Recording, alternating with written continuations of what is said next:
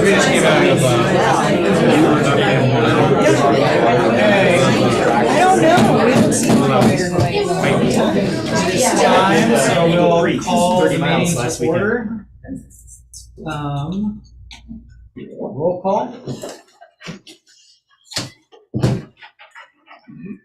Looks like we are all here, okay. Approval or additions to the agenda? Any staff have anything else? Okay. And minutes. We have two sets of minutes, one from July 11th and then the other to the July 24th continued meeting. Any questions on the minutes at all? I'll move that we approve the consent agenda. I'll second it.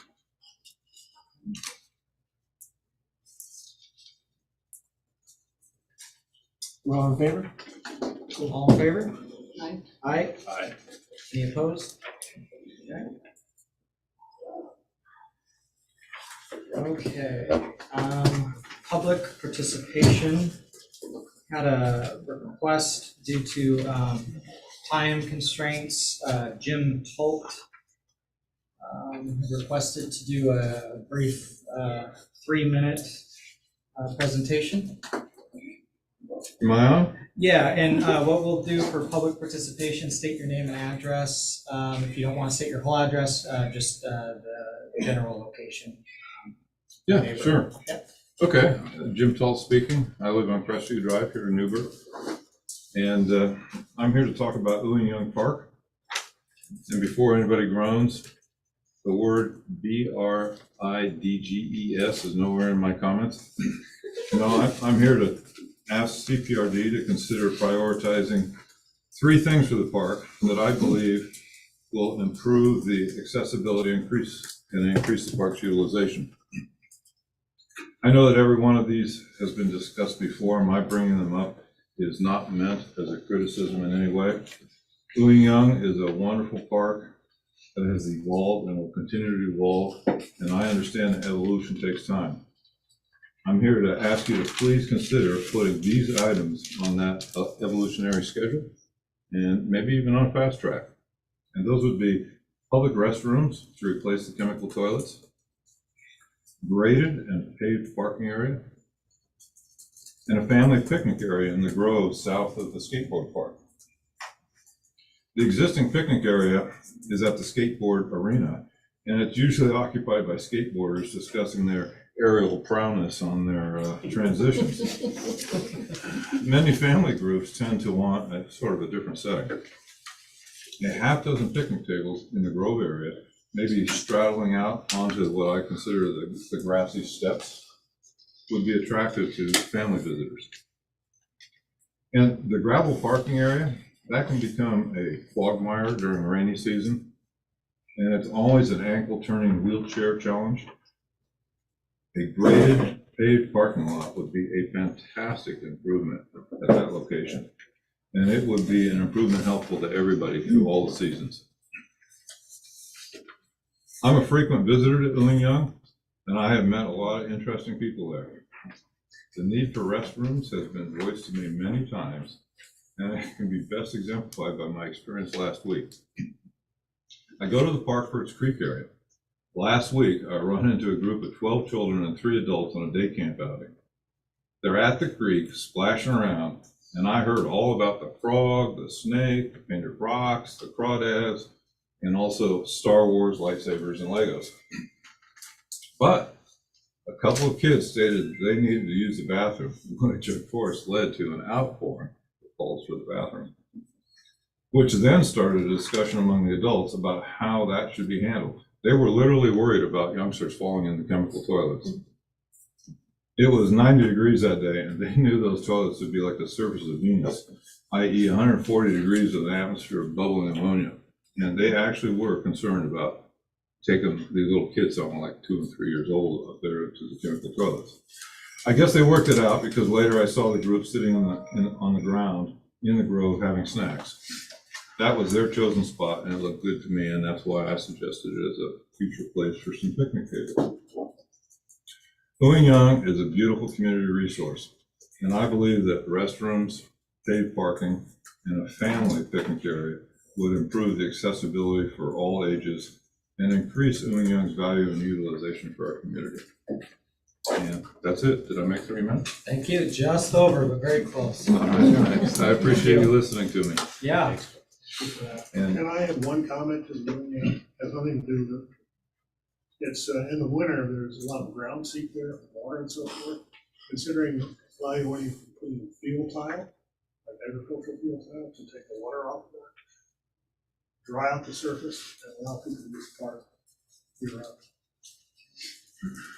And I apologize for leaving, but I have a business point that I gotta run to now, but so. No, I would stay and listen, but I gotta run. Thank you for your Thanks, Jim. participation. Also, thanks for serving on the budget committee, appreciate that. Well, thank you. My pleasure, it really is. Well, tonight, we do have 2 different public participation sections with some information that will be also shared on the screen. The first we have is Ryan Reinhofer. We've asked these 2 presenters to keep their presentations in the 10 to 15 minute at the maximum range. I'll go ahead and turn it over to you, and I believe our tech guy will be able to put some of the information that you've provided up on the screen. Okay, super, thank you. Perfect. Hello, I'm Ryan Reinhofer. I live on Parrot Mountain, just adjacent to the equestrian park. And I'm here this evening to share a bit of my personal experiences as well as 65 pages of documentation to support the cultural, agricultural preservation, the gifted contractual intent, the concern for safety issues, as well as the local integrity. I became a reluctant participant in this issue about 1.5 to 2 years ago. I say reluctant because my plate is full, but as it happens, I was part of several near misses and collisions on the trail with several different mountain biking groups, one consisting of children, middle-aged school from Lake Oswego, as well as some adult gentlemen from Portland. And it became imperative to me that the laissez-faire approach to the mountain bikers across the equestrian park was going to end up in someone getting hurt or worse, and something that you can't undo once it's happened. Much how I choose not to drink and drive, I also choose not to weaponize my 2,500-pound animal and put him in a situation to cause harm to someone, or frankly myself. So that started me on a quest, if you will, to dig up every historical document from the contract to online correspondence to starting a petition. And I will briefly go through the slides, not all of them in depth because I understand everyone's time is valuable. The second slide, if you don't mind, Kat, shows a picture of the Lake Oswego mountain bike team parked in front of the schoolhouse, or I'm sorry, not the schoolhouse, the farmhouse.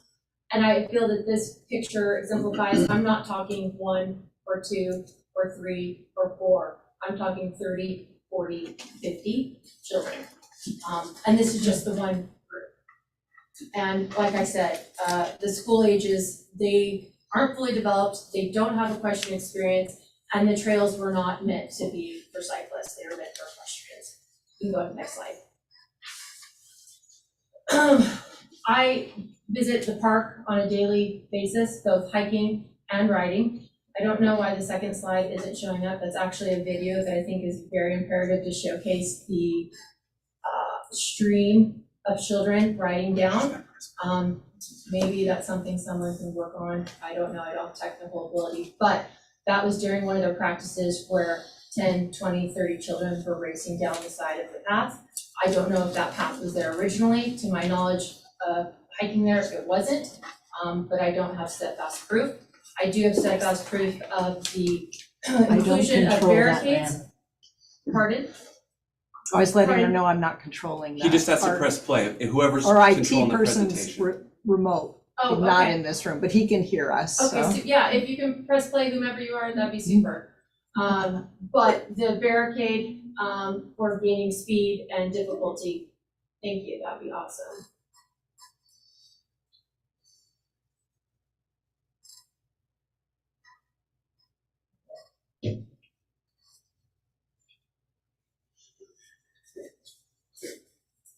What does this represent? May I just ask? Yeah, absolutely. This is one of their team practice races. They happen every week, and this is just one of them. This is not inclusive of all of the bike activity across the entire park that I experience on a daily basis. But I felt it was imperative to see they are children, and there's a lot of them. It doesn't have sound for whatever reason. If you don't use sound, you get the picture. That's just one instant. Are they on their side? On this particular one, yes, they are. Definitely. So we don't need to linger on that, but I also went into researching other parks, and similarly on paper, Lucier Park and their activities and their goals with their mission statement echoes Crystal Riley as far as the preservation of culture, heritage, learning, and tranquility. Several years ago, 2019, the parks in Lake Oswego were presented with the Friends of Lucier Park as well as locals to combat the institution and development of a mountain bike park. They were successful in doing so. That coincidentally, the timing for then the intrusion of the mountain bikers onto Crystal Riley match up almost perfectly.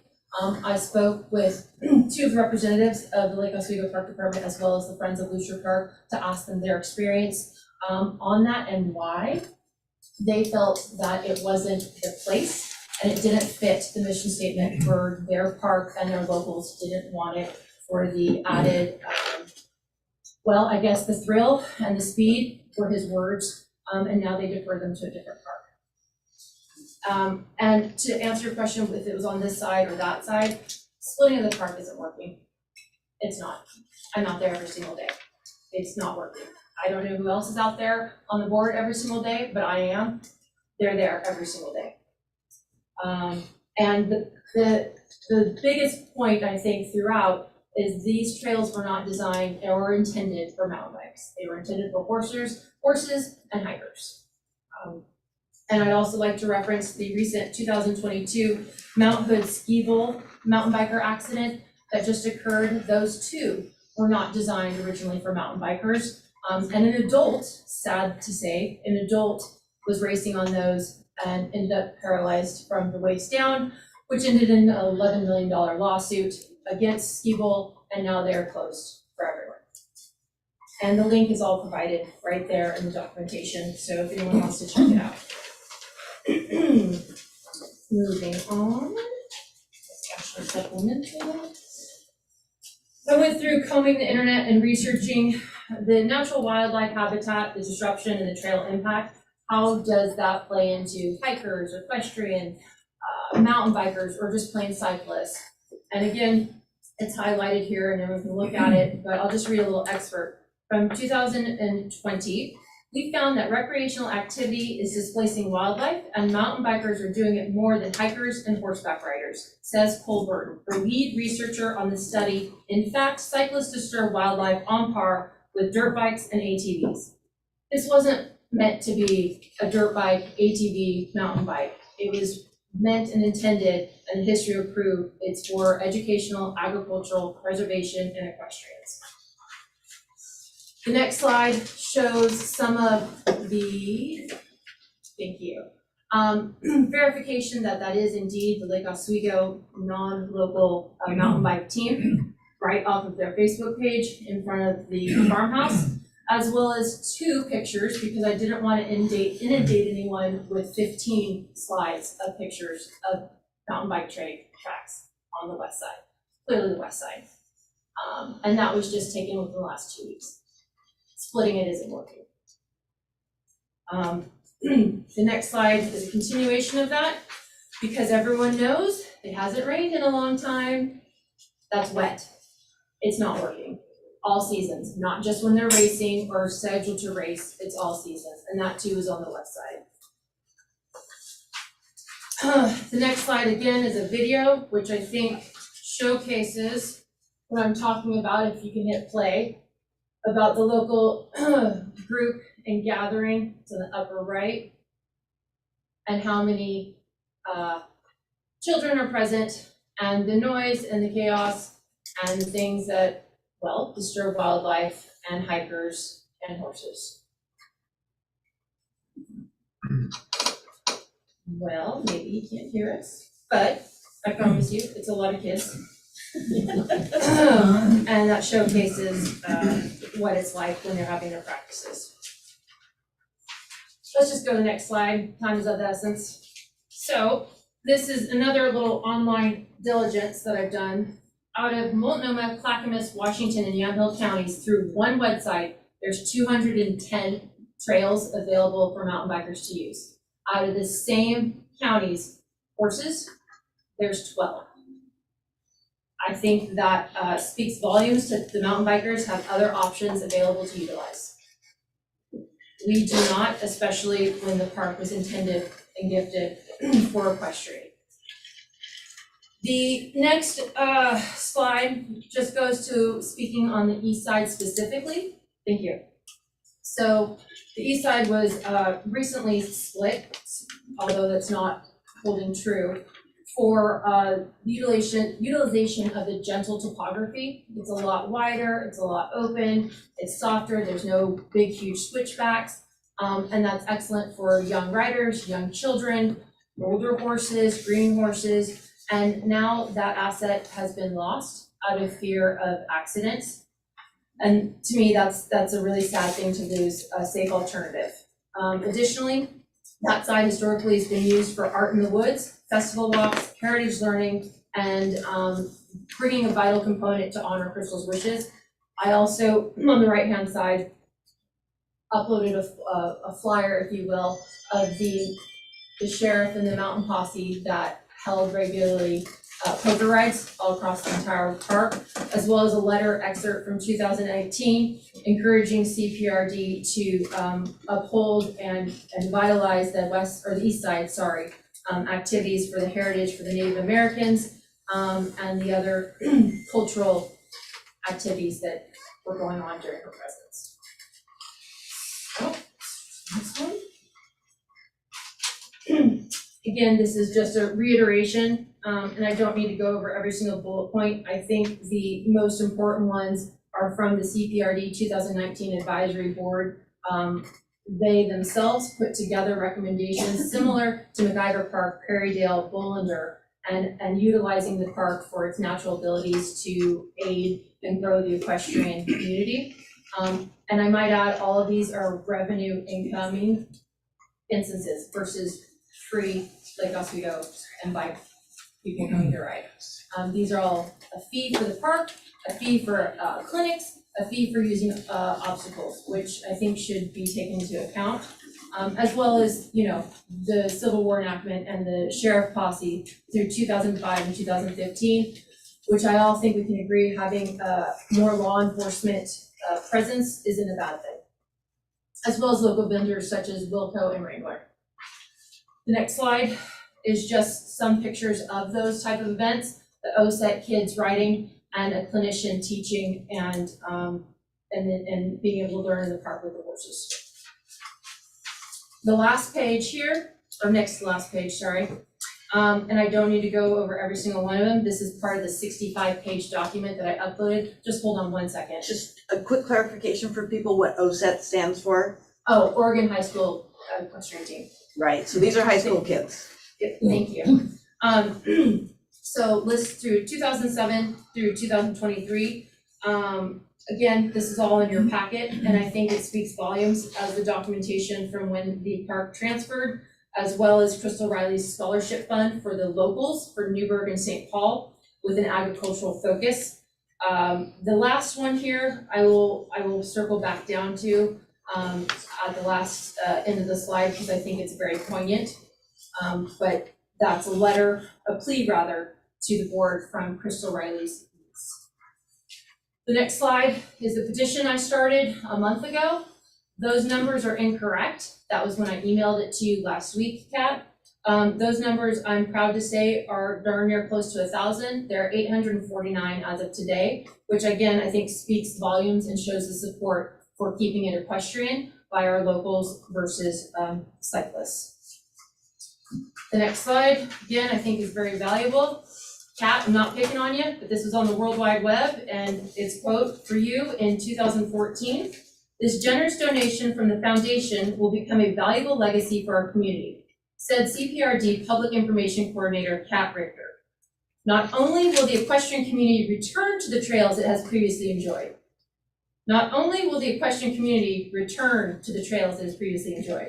hope we heard that, but the public is sure to be impressed with the opportunities our board and staff are already planning for this particular property.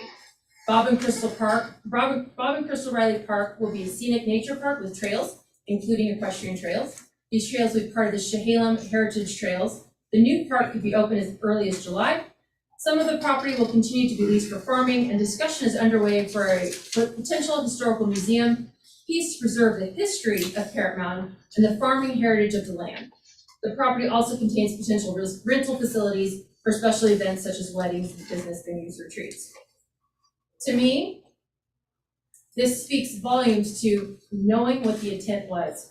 It's dated 2013, 2014. It's right there, online, knowing the intent from back then. So, circling back to the letter from Crystal's niece, I'd like to read it, as I think it is very impactful and strong words that are directly focused towards you, the board. Dear Chehalem Park and Recreation Board, hello, my name is Catherine Parrott Smith Brow. I am the niece of Bob and Crystal Smith Riley. I came to live with my aunt and uncle on Parrot Mountain Farm in 1970, where I lived until I moved to start my own family.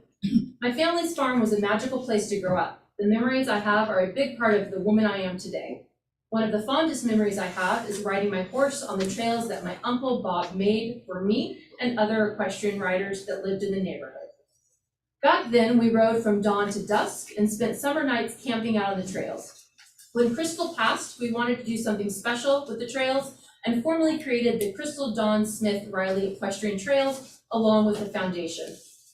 I have been following the board meetings and social media posts regarding the out-of-district bike clubs as use of the trails. As a family member of this great land gift, it feels the board and staff have failed to uphold the intent of the trails' use and the farm. My aunt's generous donation through her foundation intended the trails to continually be used as equestrian for all levels of riders to have a safe, relaxing riding experience. Farming, land history, and equestrian was the heart of Crystal's mission, not mountain bikes. Serious changes need to be made on the part of the Park and Rec to fix this problem and bring the bike riding to an end. All you were given a gift. Please use it wisely and within the wishes of my aunt.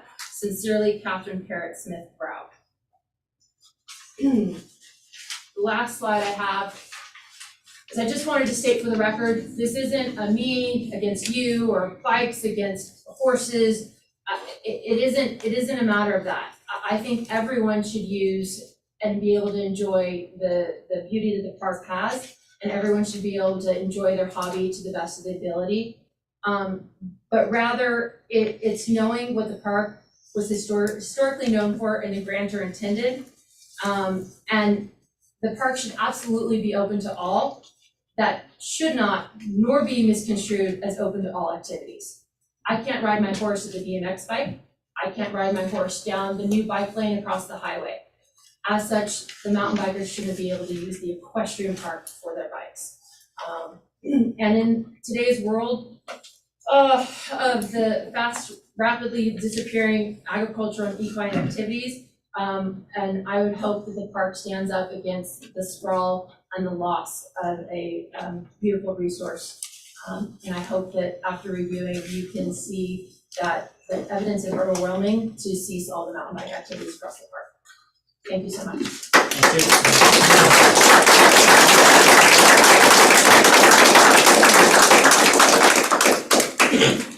Okay, thank you for that. The next pre-planned public presentation is for Hunter Wiley, and I believe you also have anything to present, I or just do, what's but I provided can't, back? I brought it in late, so it can't be brought. Understood. But I Okay, so read we'll this. reference our packet. And I have also given copies of that presentation to Kat, so she can circulate it to you. It's really a summary of the documents that I passed out earlier in the board packet. Okay. And If you could just give your name and address. And Hunter then- Wiley, St. Paul, Oregon. Okay. Get up.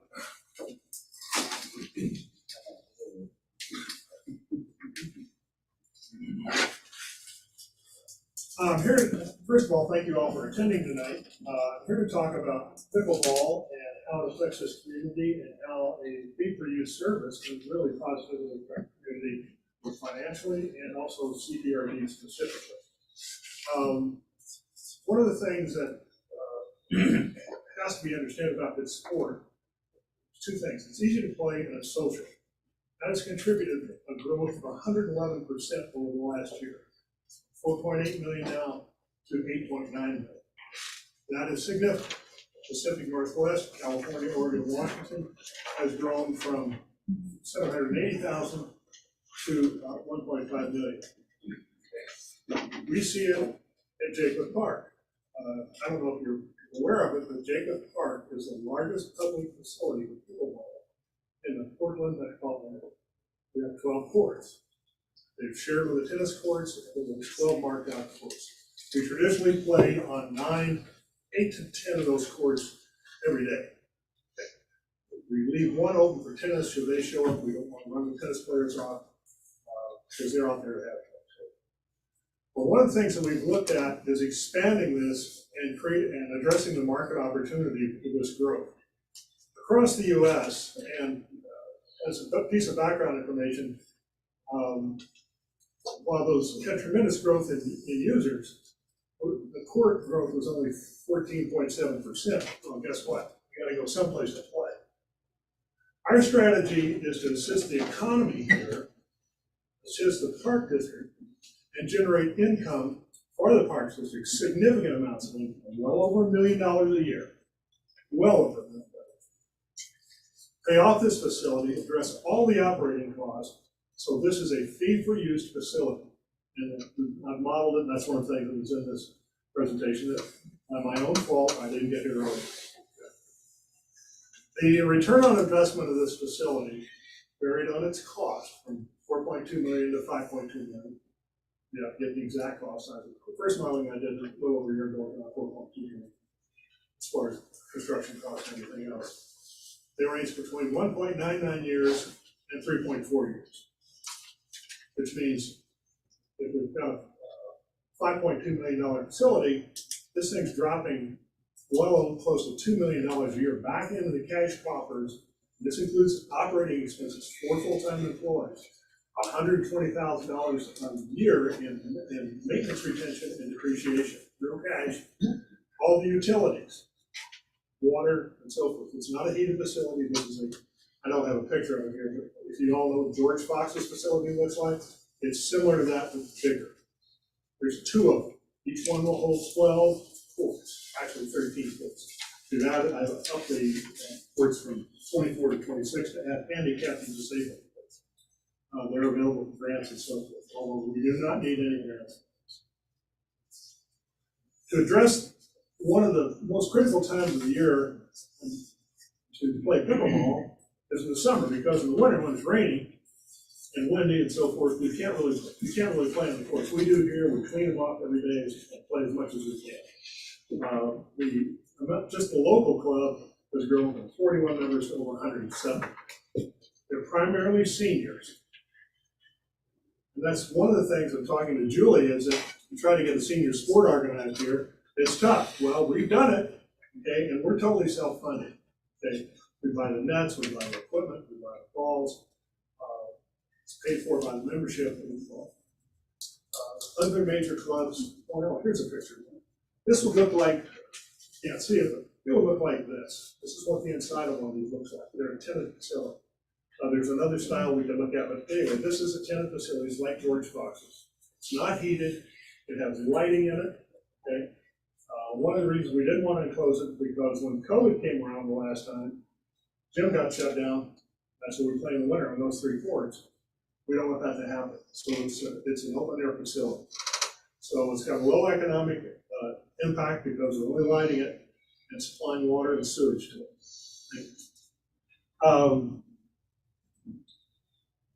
We're focusing on the off-season to build this place because there's no place else in the Portland area that can address all the people that want to play, and these people play continuously. So where are they going to play? They're going to play here. The biggest covered facility, I think, is 8 courts. There's one that's up at Dalton Hills. I think we're adding that, and it's an inflatable facility that's heated, costs a lot of money to do it, but it's packed. Getting in there, you can ask this gentleman over here in the purple shirt, violet shirt, about how easy it is to play. We've got to know someone who can do that. We know we can pack this place up, and we're charging for it. That means the Parks District went over and all the expenses and said, okay, we're going to pay this thing off, pay all the debt, everything that's associated with the operating costs, four FTEs at the district's rates, not mine, the district's rates for this class employee. We ran into $438,000 annual expenses, and after that, under reasonably low participation, we ended up with a $4.1 million surplus per year. And that ended up with like a 2.4-year return on investment, depending on how much it costs, which is like 35% on your money. Anybody get 35% on their money at the bank? No. The best return we can get, and obviously the higher participation rate goes up to over 50%, which means we're paying it off in less than 2 years. Anything after that goes straight into the coffers. Everything. What's that do? It lowers taxes. Right? You've got cash now, you don't have to collect from taxpayers, it lowers taxes. Now, how are we going to help the community? The community is the wine industry. The worst period of the year they've got is what they call the off-season, or the wet season, the shovel season. It's winter and fall, like Oregon wet weather, that's all it is. That's when they have the lowest participation. Thing we'll do, we'll go to talk to the Allison, we'll talk to the bed and breakfast people. What are the worst weekends you have in the winter? That's when we'll hold tournaments, okay? That's when we'll get people into town. We'll probably be taking 500 people a day into this location on a normal day. Hunter, what is your budgeted cost on this? It runs, well, I ran 3 budgets. One was the old numbers that I had, then I raised it twice. 4.2 million, 4.7 million, and 5.2 million, and then ran the return on investment of every one of them, okay? When we get firm bids, you can ascertain that. Now, you guys belong to a purchasing cooperative that sells these buildings, as well as everything else, like trucks, whatever. So you don't have to go out, but you can make a competitive buy off that purchasing without going up to an RFP. That will save you a lot of money and time. Now, that's one of the things I'd recommend. You can exercise your own agreements you already have. You can buy all kinds of stuff like that. We're looking at a basic facility. We're not looking at super fancy, yes, we'll have restrooms, we'll have dressing rooms, no. We're looking at gravel parking, a paved driveway getting in. We're looking at keeping this thing 1,000 feet away from every residence in the area. That's mandatory. We know that if you look at Lake Oswego, they shut down that thing because of noise. We do not want to light up the neighbors, either from lighting or noise. But we do want to have a profitable facility that the community can be proud of and grow the rest of the department using those funds. And so that's really the whole thing behind this. And I can produce the numbers you want, and Pat has them, and I can also make them available online in Google Docs. You can look at them and see how they were derived. No secrets here. Okay.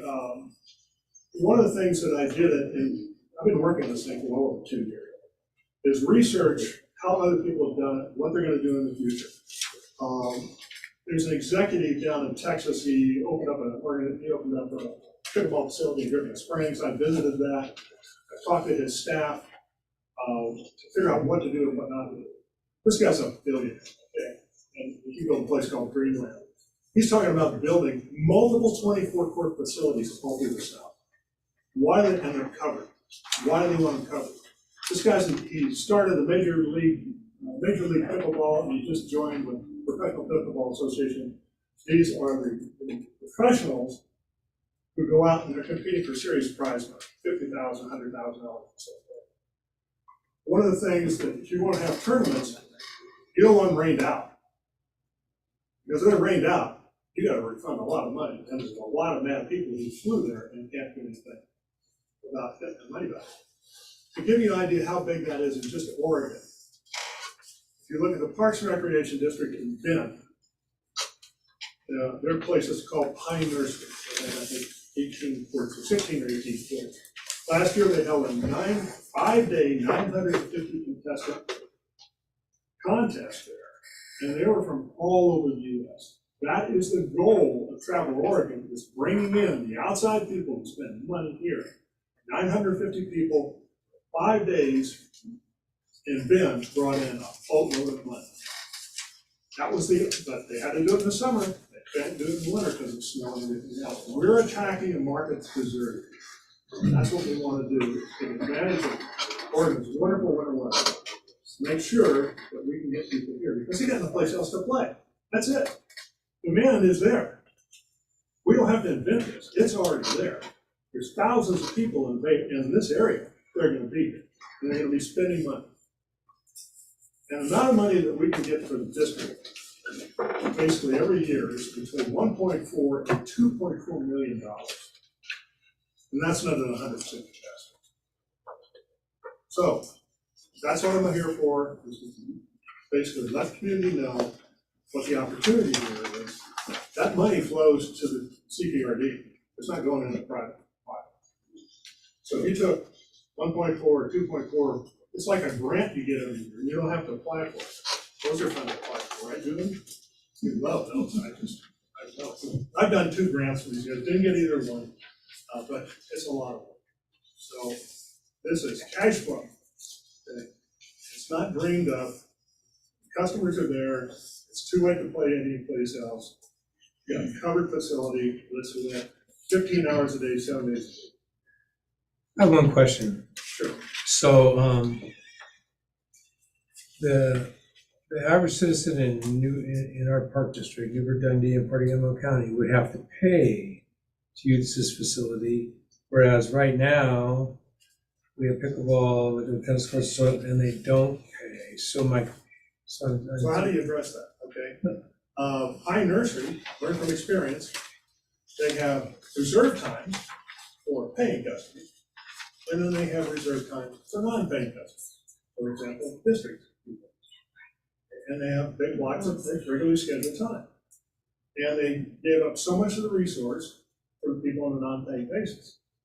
I want handicap and courses in there, and those are always free. But when the professionals come to the handicap courts and professional courts, all courts are the same size, the only difference is the area around it. They pay, professionals pay an additional double what a normal person pays. In-district people who are CPRD members, they can get a discount. But you run the gross numbers and you talk about the impact of giving away stuff to locals compared to the amount of traffic that's coming through this thing. Plus, it's not technically free to play at Shakewood. You have to have a net or be part of the club to use club nets. Now, we spent $5,000 at Jacob. You can't play there in the winter. We're gonna just keep, finish up your statement, just in the interest of time, because we want to be able to get other Understood. public input. in. So I'd like to, let me make sure I finish everything. Now, our support, this is really critical. First to market. There's no other facilities like this in the Pacific Northwest, period, including Seattle. None. First to market's gonna grab the market share. It's gonna grab it all. That's a lot of money, because once you get these guys used to playing and foul weather, it's so social in nature, people come back there to play with their friends. So they maybe come from Lake Oswego, they're gonna come back in the summer and play with them. And because it's covered, and I talked to a guy who's got 2 of these courts in Opelika, Alabama, in the summer, it's 90 degrees. under that shaded thing, it's still 90 degrees, but you don't have 15 degrees of sun pounding down. So it's another thing we do, is address higher temperatures, climate change, all those nice things, the reason people will come here and play. First to market is key. So it eliminates the competition. And that.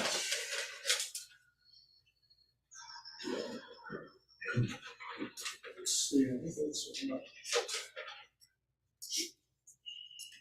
That's about right on time. Thank you. Yeah, thank you. Yeah.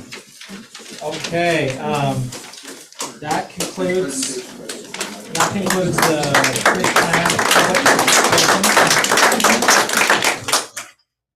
Anyone else have public input or comment? Go ahead, and then all I ask you stand up and then name and address.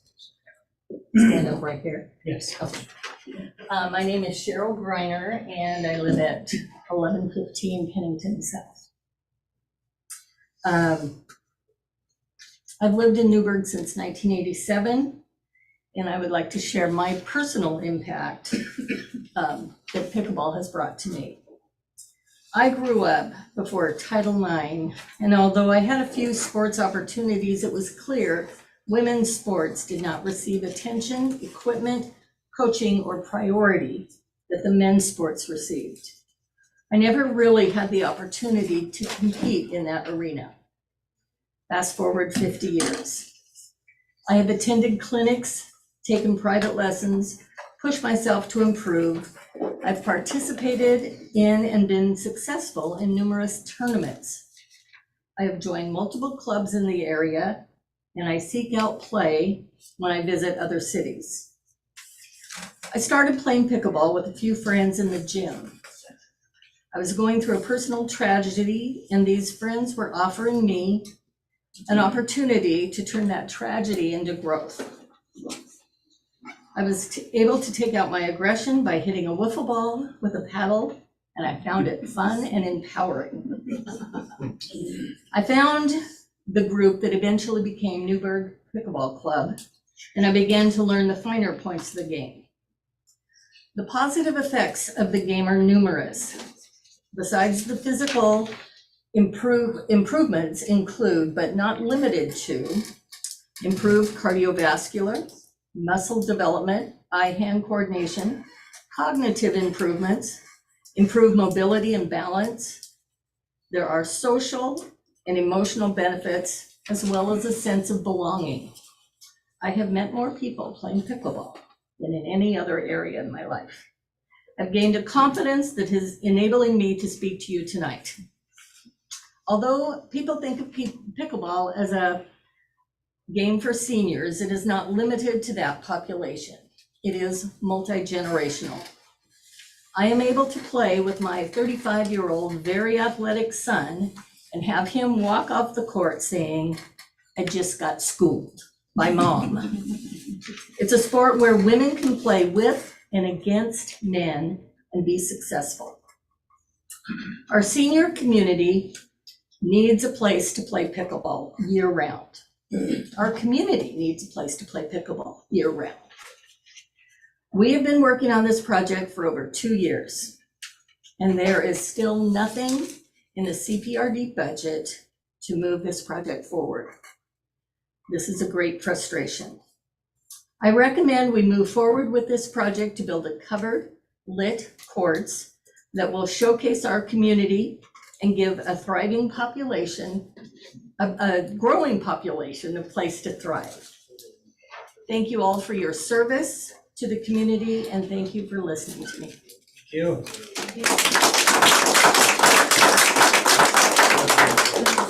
There was Oh, yeah. Tom Hammer, rural Yamhill County, and a plaintiff in Van Dyke versus the Yamhill County.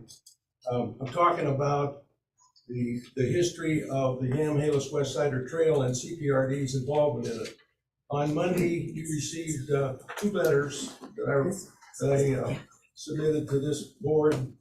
One November 21, November 21st, 21, another in March of 2022. They can concern CPRD's ongoing interest in an abandoned rail line often referred to as the Yamhalis West Sider Trail. The letters recall the history of CPRD involvement after the county failed their attempt at the project. The project has no legal path forward. The project would deliberately abuse private property rights of adjoining properties, which are primarily farms.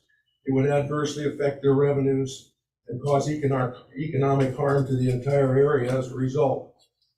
I'm going to try to do this in 3 minutes. The letters recalled past CPRD boards' inability to match words with actions or to keep the superintendent accountable over a span of nearly 2.5 years.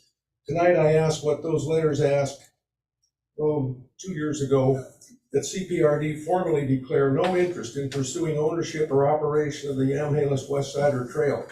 Send a letter to the county renouncing any interest in the project. I've not recounted any history here to keep within their time constraints, so I'll answer any questions you might have about details that might have been omitted. I just want, isn't that trail dead? Well, legally, it has no way forward, but the CPRD has a letter in place stating that they're interested in owning or operating it. And CPRD does? That's correct. Okay. And so CPRD needs to send a letter to the county saying they no longer have any interest now or in the future in owning or operating that facility. Don Clements made a presentation to the Friends of Yamhalis West Sider Trail at their last annual meeting and is keeping this thing alive. I would like it to formally be put to rest. It's out of the area. If CPRD involves themselves, they will do so with monies that are taken from the taxpayers here and spent elsewhere. So I just think it's totally inappropriate that they have that kind of an interest. So the property, parts of this property that exceeds, it goes past our borders? The whole thing's outside of CPRD's area. That's correct. And it's owned totally by Yamhill County. Any other questions? You have 35 seconds left, anything else? Well, no, this is better than a 35% return on money, Hunter. Just 100% return, walk away.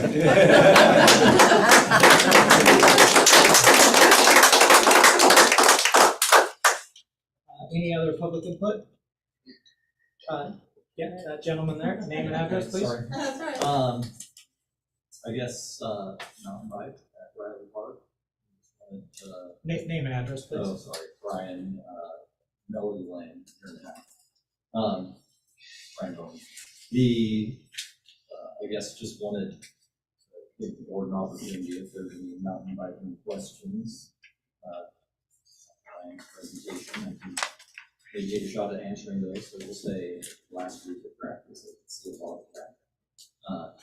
During practice, which is great. Yeah, it's been growing great up there and great at Lusher on Tuesdays. Is this weekend coming? I have a question. Is that the only place that you guys have to use? Locally, yeah, and we team practices at Lusher Farms on Tuesday evenings. Where's Lusher Farms? No, it's technically a Westland and Lake Oswego area. And it is, like we've talked about before, the composite teams to get things together. How long has your organization been together? Where did you first go? I'm newer to the team, so I don't know. It's the NICA in Oregon. We celebrated it. And we're actually just got a team. What percentage of your team is it? I don't know, like low on your team right now. I think it's kind of one of those catch-22 things where you need teams close to get the interest. The way NICO tries to work is they're roughly in high school areas with composite teams, so they'll pull from a bigger geographical area. In theory, those teams grow, and then traditionally they'll split into schools. That means you only go for. So we only have the races training Thursday night, one night a week? No races, it's all just practice. So Just typically, practice? Yeah, Lusher Farms, kind of city park. It's actually. No, I'm talking about on the mountain. Right, I was gonna say Lusher is kind of like Ewing, where they'll do kind of drills and stuff out there. Lusher, Riley on Thursdays is typically easier rides, kind of endurance rides. So telling you like keep the heart rate down, you should be able to, if you're breathing too hard to have a normal conversation, you're going too hard. With the race Saturday, smoke permitted in Pineville, like it'll be super low. So they do their practice once a week for a couple hours up there, is that my understanding? Yep, and it's, you know, the season's over around October.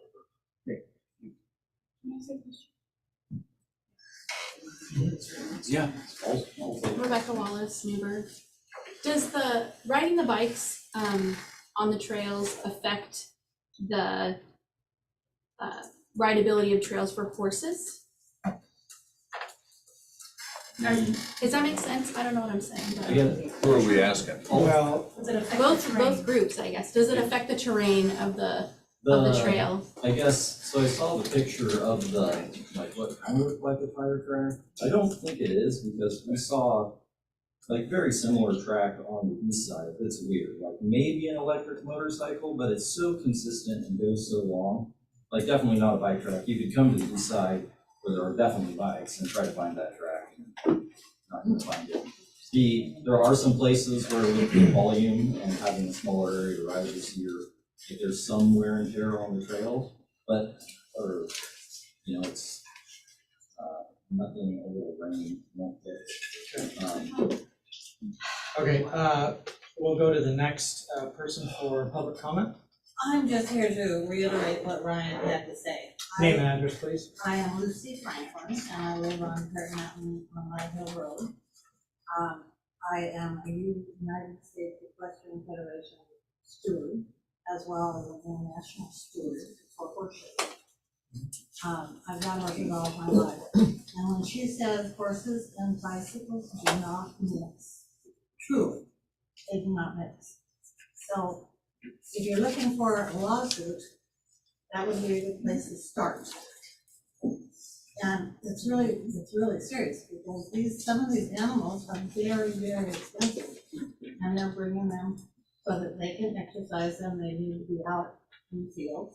They need to understand what's going on. Some of them are green and very, very skittish, and that's where they learn their skills. So it's something for all of you to understand that it doesn't mix. And Ryan is absolutely correct. Thank you. Yeah, two quick things, and maybe to address the. Name and address, please, and if you could stand up. Yeah, sorry, Lauren Piper, Paramount Road. Two quick things. So to answer the question about do the bikes make the trails unusable for the horses? It can, yes, because if you think about the size of a horse's hoof and falling into a track of a bike path. And then the other thing that's important is that it's not just the bike tracks, but there's been obstacles built on the east side, right? The logs, hills, new jumps, all kinds of things, right? And then to the question about how often the bikes are there, I don't totally understand the relevance of that question, because the east side has been closed to the horses 24/7. So the east side the horses aren't permitted, it's totally lost. And it's super important what Ryan talked about. On the east side, it's flatter, it's more open, it's the place where you would take a green horse or a green rider. The west side is tough, it's steep, it's skinny, it's shaded, and there's switchbacks. We need the east side open to horses. I think I saw a hand there. Yeah. Yes, hi, I'm Tina Ramsey. I've been riding the park since 2014. Usually I live in South Stafford, so I live just down the hill, right by Costco, a few months ago. And I took the photos that Ryan put up there. Those are bike tracks. Those are coming downhill, those are skid marks. That's specifically why I took them. Each place as I'm going up the hill, I can see the mark coming down, and I still want to say on the west side. This is all west side stuff. So I actually got tired of taking pictures, because every time I ride there, I see new bike tracks. And I'm very well what they are. I was a mountain biker, still have a mountain bike. I just prefer the horse example. And you can't.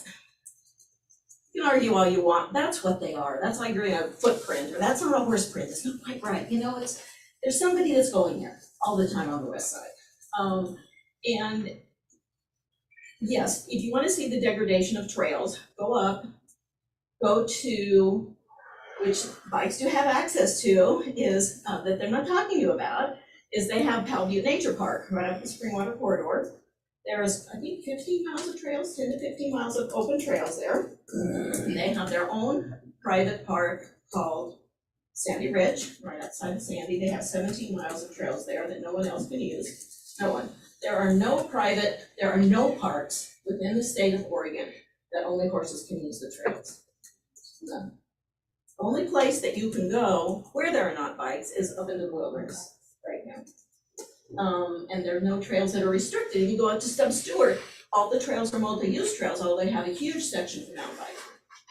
And there's no place you can take a horse that you're not exposed to that. And it is very difficult. You know, horses are always gonna jump.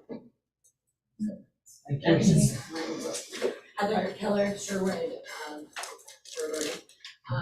so I go up there weekly, and it's a big training facility, lots of kids, lots of students.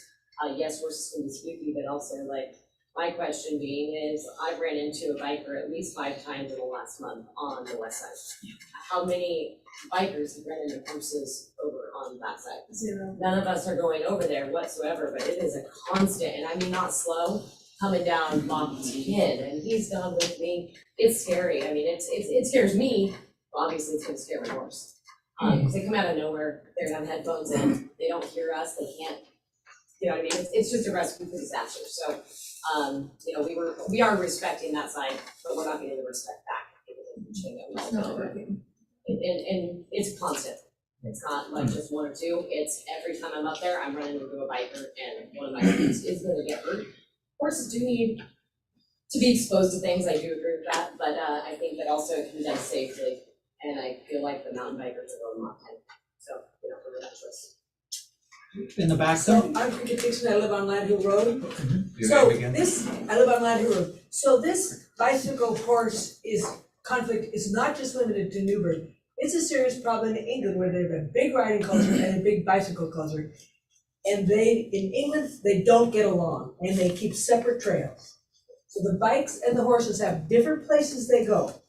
They can't go to the same one together. I don't live there, but my daughter was living there for a couple of years, and she says, horses go one place, bikers go some other place, because they don't go together. So it's not just Newburgh that's having the problem. And then the gentleman in front of you there? Yeah, I'm John. My last name is Kirk, and I live within a walking distance of the bike park. I've done over 25 horses that need to exercise every day. Within that area, there's over 100 Streeton barns, and they have horses. I'm guessing probably 75 horses need the exercise in the park. 12 years old, I lost a friend who the horse got spooked to jump, so I must have that here. And the back there? Yes, sir. Thank you, ladies and gentlemen of the board. Shane Melski, Lake Oswego, Oregon. Probably no one in this room, no matter what side of the fence you sit on, has as much skin in the game as I do. I'm a landowner north of the park, just north of Bob's Corner, and to the east of Southwest Parrot Mountain Road, up to the north of Smith Road. And I bought that land with the intent of building an equestrian facility, and did so on due diligence available to the public forum, and had no reason to believe that the equestrian usage would be compromised. The construction of the facility is underway. It'll be operational next year in 2024. And with it will come patrons that will intend to use the facility. They'll be using the trail facilities daily, given that they don't have to deal with the inconvenience of having to haul horses in. They'll be able to access the trails from the facility. But moreover, that comes with an offer to the board and the park of support, in that the members of that facility and the broader equestrian community can support the maintenance of the trails. With the ownership of the facility, I will have tractors, brush mulchers, resources in terms of labor, and volunteers that can come and maintain the trails. And so, as a member of the Oregon Hunter Jumper Association, and it's 400 members here, we offer, and I offer the resources to you in support of maintaining the equestrian usage. Obviously, be less inclined to support the maintenance of the park if the usage changes. But you know, the members who ride will report whenever there's a tree that's fallen, that blackberry bushes have overgrown, or whatever the case may be. You know, I'll be able to send someone over and chop up the log or improve the trails and collaborate with them. I'm also an avid cyclist, so I get both sides. But I offer you my support, provided that the equestrian usage is continue. Did I understand you that your property abuts the Bob and Crystal property? It does, yes. I think How On many the eastern acres, side. how many acres do you have? 80.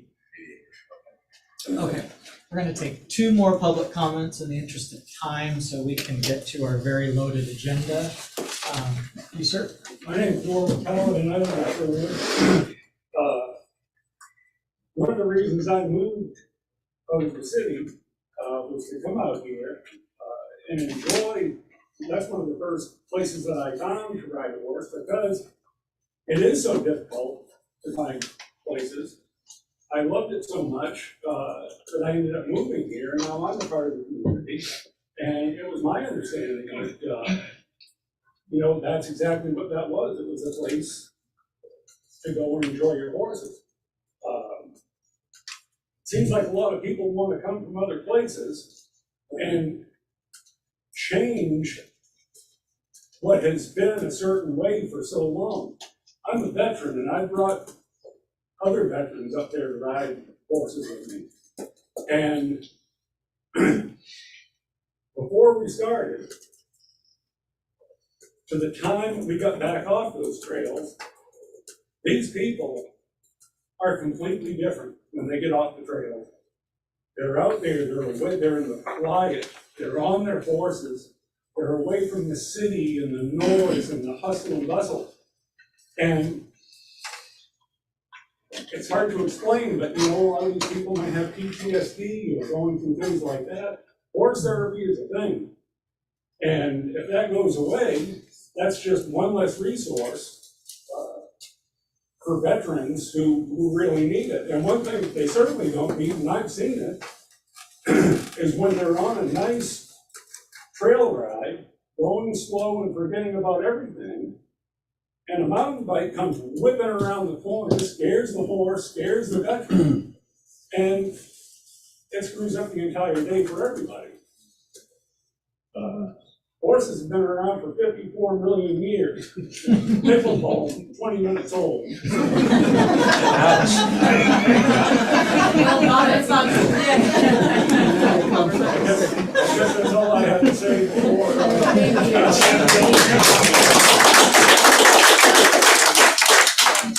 Okay, and our final comments? My name is Matt Dolphin. I live on Mountain Home on Jalen Road.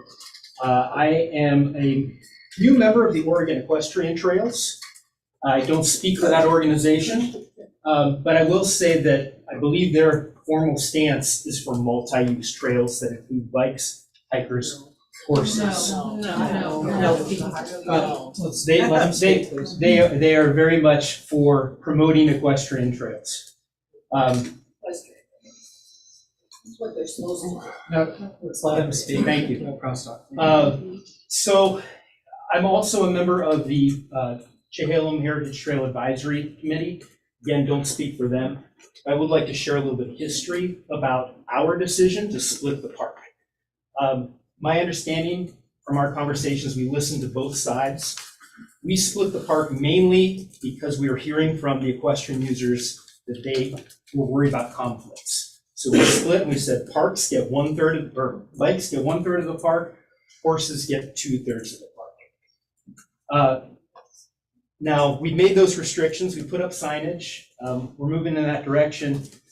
Apparently there's some bad actors. It doesn't sound like there's 50 bicycles riding through the equestrian side. It only takes one. It only does take one. And I guess if we shut out all bicycles up there, it's very possible we're still gonna have bicycles up there that are bad actors that aren't gonna follow the rules. And so I think it's better for us to channel that energy toward one side of the park rather than say no bicycles whatsoever, because you're gonna get then more bad actors very likely up there. So that's the history. Okay, thanks. Thank you, everyone, for your participation today. And speaking of, we'll move to our first action item, agenda item, which is approval of policy and guidelines for public comment period. This is something that I know there was a little bit of history in the prior board.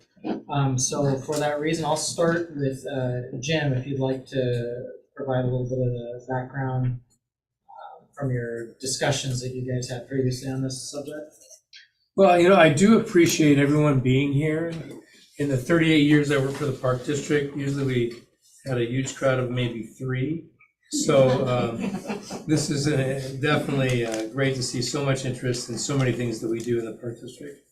But because we only usually had 3, we really didn't have to do a lot of Robert's Rules of Orders and sign in and so on and so forth. But because there's been so much interest and we want to keep things under control, we asked Kat and the staff, and we also looked at other agencies, whether it be the county, the city, or the school district, on what they do to provide equal representation with public participation so that we can all get a fair shake and it can be under control. So that's kind of where we're at and why we're here. And Lisa, I want to add to that.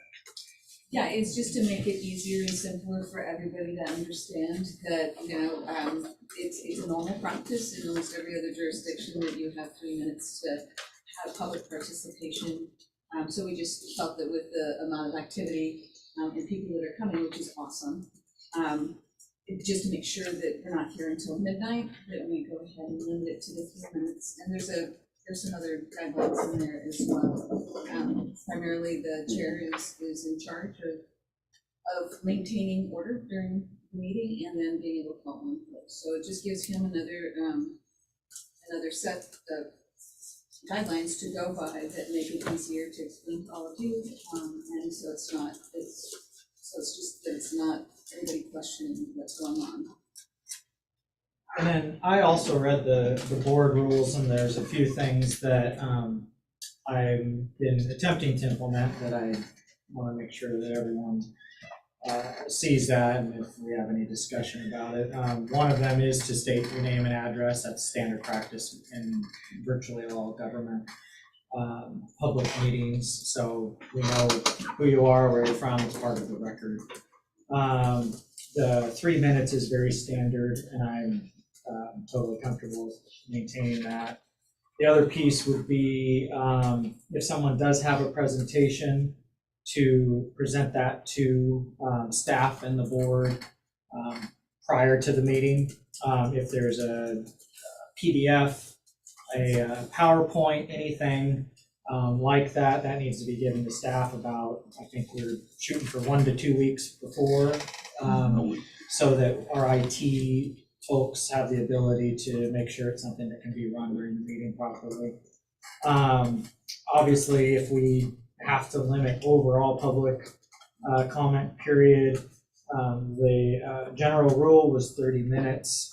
Obviously, if we have presentations, it's potentially going to go longer than that, like it has today, but that is our discretion. I think the one other thing that's important to note is that public input generally is supposed to be for non-agenda items, and it's separate from board deliberations.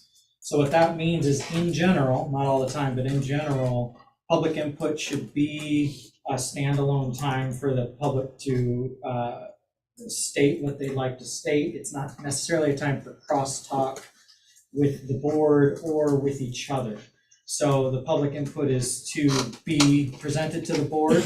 Obviously, all public is going to hear it. It's recorded, it's part of our minutes, but it's not necessarily a question answer back and forth time. It's not a time to be personal. There's not supposed to be any kind of personal interactions or attacks or impugning the motives of others or anything like that.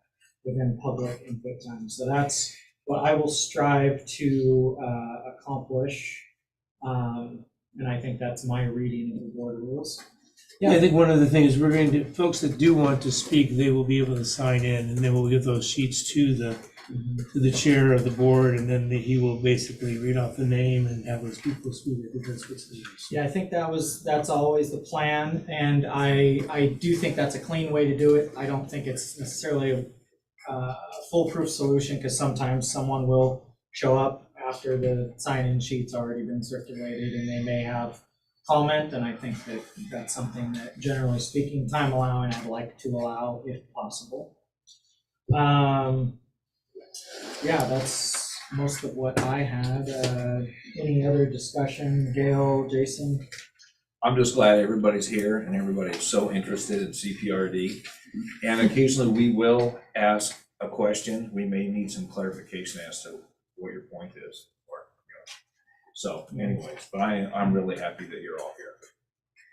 Gail, any input on that piece? Okay. The one other thing that been asked to address is just the general rule here of the committees we have. The committees are advisory to the board, and then the board sets policy, and staff basically manage the day-to-day. So sometimes those lines get a little blurred, but we want to try to clarify them, that the committee members aren't intended to, direct staff directly. That's doesn't allow them to manage their time and their resources and their people. And it's really not what the board is to do either. I'm not here, none of us are here to manage staff's time or how they manage their folks. We're here to set policy, and the committees are a great what would you call it? Sounding board? Yeah, it's a great way for people to, within the committee and within the community, come together and then provide us with information as well. And then that can obviously impact policy. So any additional comments? Okay. So do we need to direct staff that this is how we want to operate the meeting from now on, so they can put the people together again? Well, I think this is an action item, isn't it? So we need to. Yeah, this is an action item, and I know a lot of what we discussed is already in the existing policy that we printed out. I don't know if there's anything more specifically we want to put in writing there, or to make it clear, or if we want to do a bullet point, if staff can do just a bullet point summarizing the pieces that we all agree on here. Okay. So do we have to approve the revised, the older policies? What this is? I think we, for the most part, we have restated most of these policy items. It's board rules we also mentioned. So it's just incorporating what's already there, but if staff can just, make it very clear in bullet points, then I think we're good now. Do you want that to be done for them? Yeah, if staff wants to put that together, then we can have an official vote on that. Yeah. Sounds good. Okay, moving on to item B, discussion of project priorities for the district. Don, is that something that you or Jim? Well, I asked, I'm gonna jump here real quick. I asked to put this on the agenda because there's been so many things on projects that are out there and so many numbers thrown around, and we have new board members, and so I wanted to try to make it clear the different projects we have.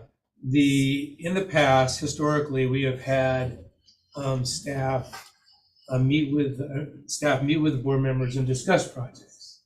And I think it's time that we do that again. So we need a clear description of the projects in a work session to discuss those projects. I was looking at about 4 hours or less. I wasn't interested in discussing them tonight. Of course, when we have more than 3 folks on the board, it can be open to the public, but we can also have a work session with no public comment at that time, because again, it's a work session. I was looking to have it sometime in September. I was hoping that we could put together both myself and Jason, who's on the Parks and Development Committee, to meet with staff and draw up an agenda of projects and so on for that meeting. So when we come into that meeting, that we're ready to, speak with knowledge of those projects and so on. And when I talk about knowledge of those projects, the current capital projects slated for this fiscal year, money earmarked and what was spent already on those capital projects, which projects have grants or donations connected to them, other capital projects that have become of public interest since current budget was approved. And then with the board, after we get all that together, then with the board, talk about that and begin to prioritize those projects with input from the staff. So anyway, if that works with the board, that's kind of what I'd like to. So you're just recommending a work session? I'm recommending a work Public meeting, session. but no agenda, decision items, it's just. Right, there's no decision items, the public agenda. I don't know, I haven't talked to Don about that. I don't know how he feels about that from a staff standpoint, but that's kind of what I'd like to do with Jason, is get together with staff and then go through it. I contacted Council of Governments, Mid-Willamette Council of Governments, Scott, who's the executive director. I told him about setting projects priorities and about the board coming together. I asked him, would he be willing to facilitate and set that meeting up and to do that? And he said, yes, he would. And I think that would be the best way, because the board members as well as the staff can go through him and facilitate that meeting and do that. I would recommend that. We could choose not to use him and go out and hire another person, but based on what I've seen over the years, Council of Government has done a good job in other communities in doing that. So I would recommend that we do that. It would be a matter of you setting a time that you wanted to meet, and Scott was available. We could arrange all that. Again, I'll have Kat contact all the board members once, with your agreement, once we get Scott on board and get the time elements and everything, then we can have the meeting. Also in the board packet, I gave you a description of the current district projects that we're working on now, that has been the projects underway. The total project cost for the public is $128,991,119. The projects underway, project cost is $17,725,098. That is the total cost of the projects underway. The projects underway is the trail bypass, the Randy Fields, the Sanders Estate Park, Riley Park, which is a master plan, Crabtree Park, the Cultural Center, and the campground. Those are projects that we have underway that we're looking at. And what I did was put the estimated cost.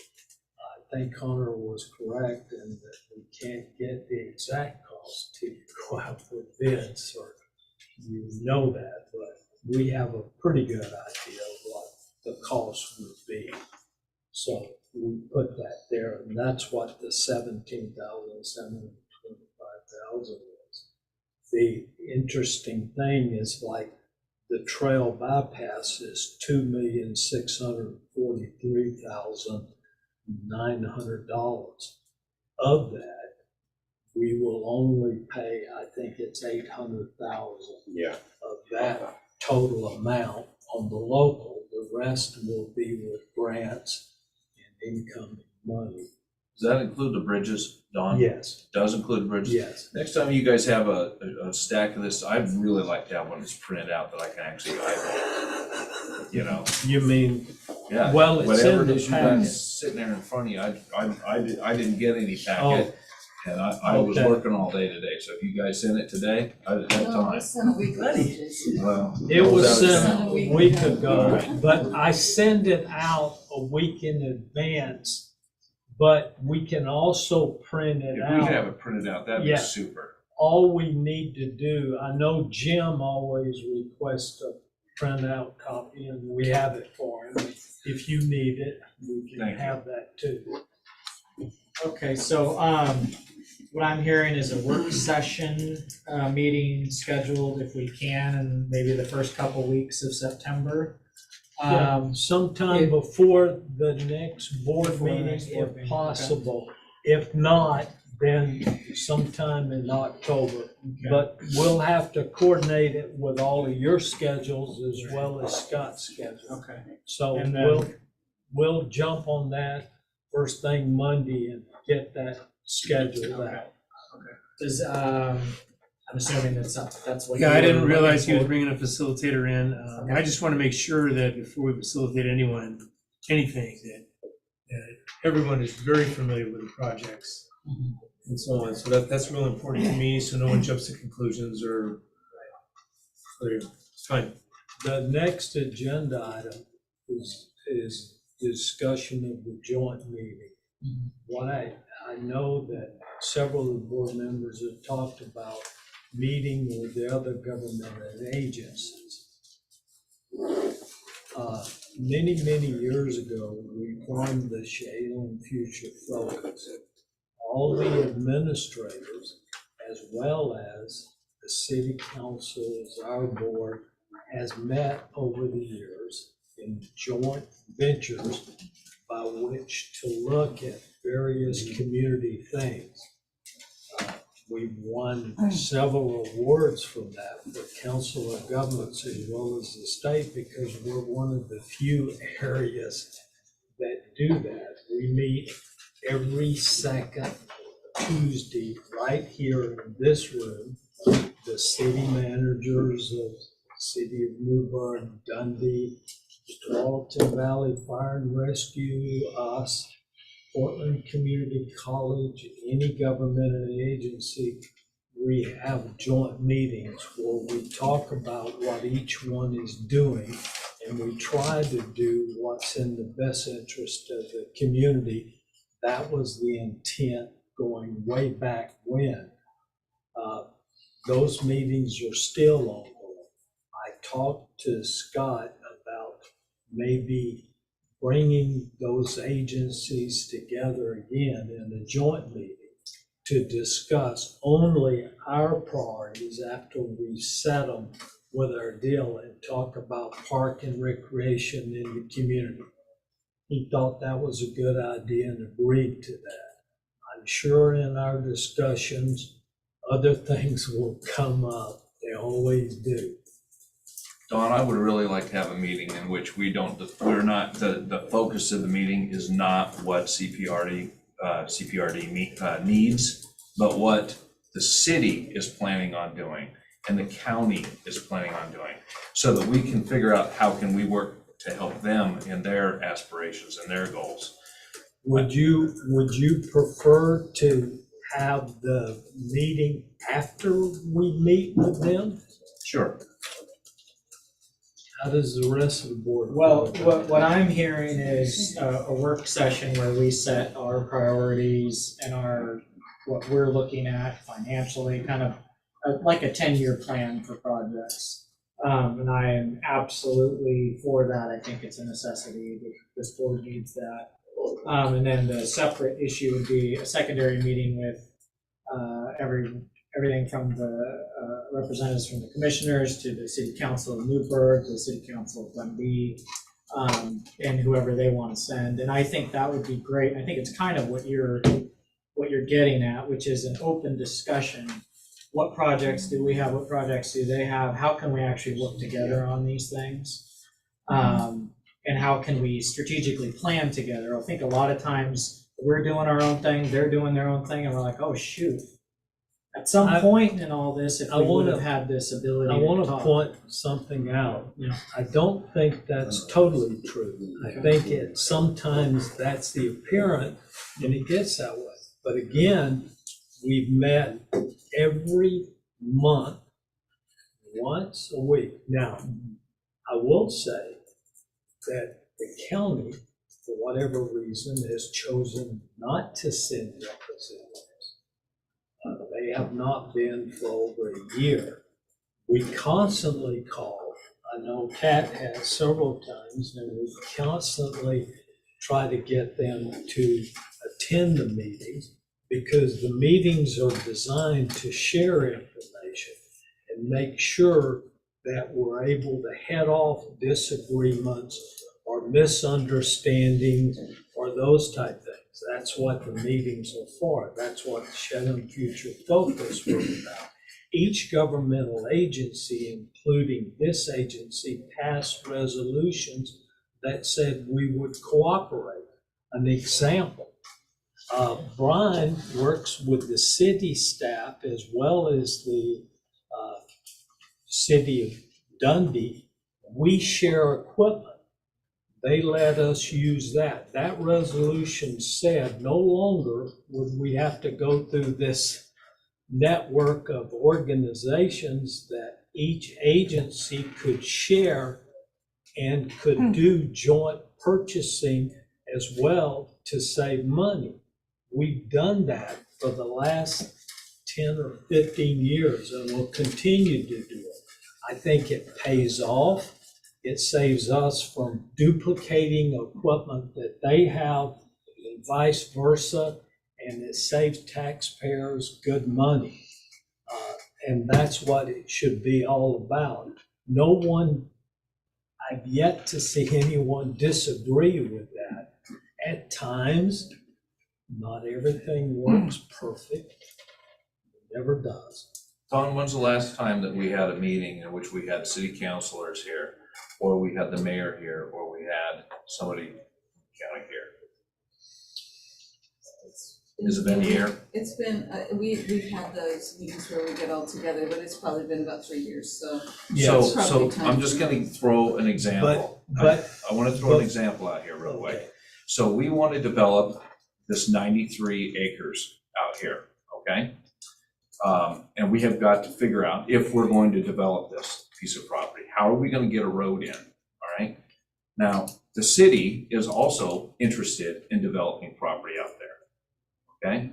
So if, before we had turned in our paperwork, if we had spoken with the city, talked to them about what we wanted to do, they are working actively on working with property owners about possibly purchasing property, developing it to be business type property, and putting in a new road so we wouldn't have to worry about fighting with ODOT. So my point is if we can actually work with the city officials and the county officials, we might be able to get some things done easier. Well, let me go back.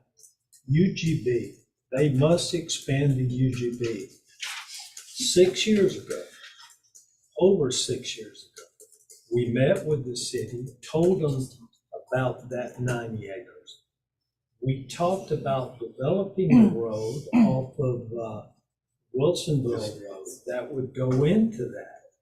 We've already done that. We even talked about the water and the sewer.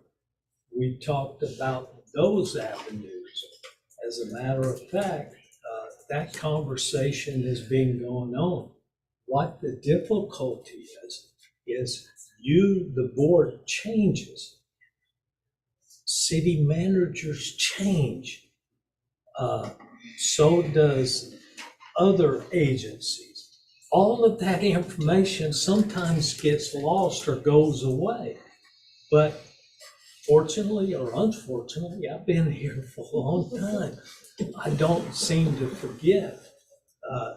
And my point is, I totally agree with you. But to say that we look at that, what we have to do is be ready to go either way. ODOT knows about that road on the Wilsonville. But when will that be developed? I would absolutely recommend that we take the money that we're going to spend to bring it off of 219 to help pay for that road and work with the city to do that. I would totally agree. But what is the time frame and how do we work all that out? And what is all of that going to require?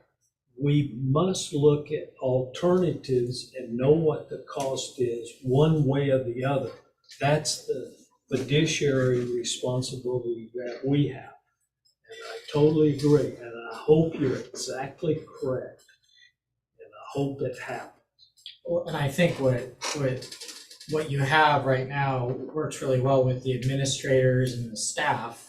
But this meeting is really geared for policymakers to get in the same room. And I think we're the folks that are new.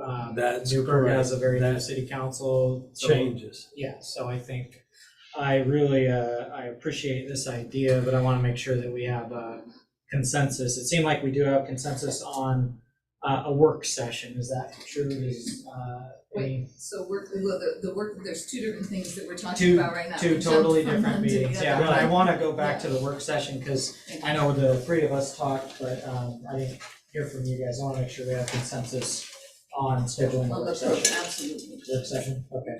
So I think we're safe to say we'll work with Willamette Valley Cog to set that up. So with that said, Yeah. if the staff could shoot us some dates sooner than later, Yeah. so we can get this going in September, that would be awesome. Because we want this in September before our next meeting, and then a joint meeting with city and county policymakers is something that I'm assuming, would shoot for in October, November.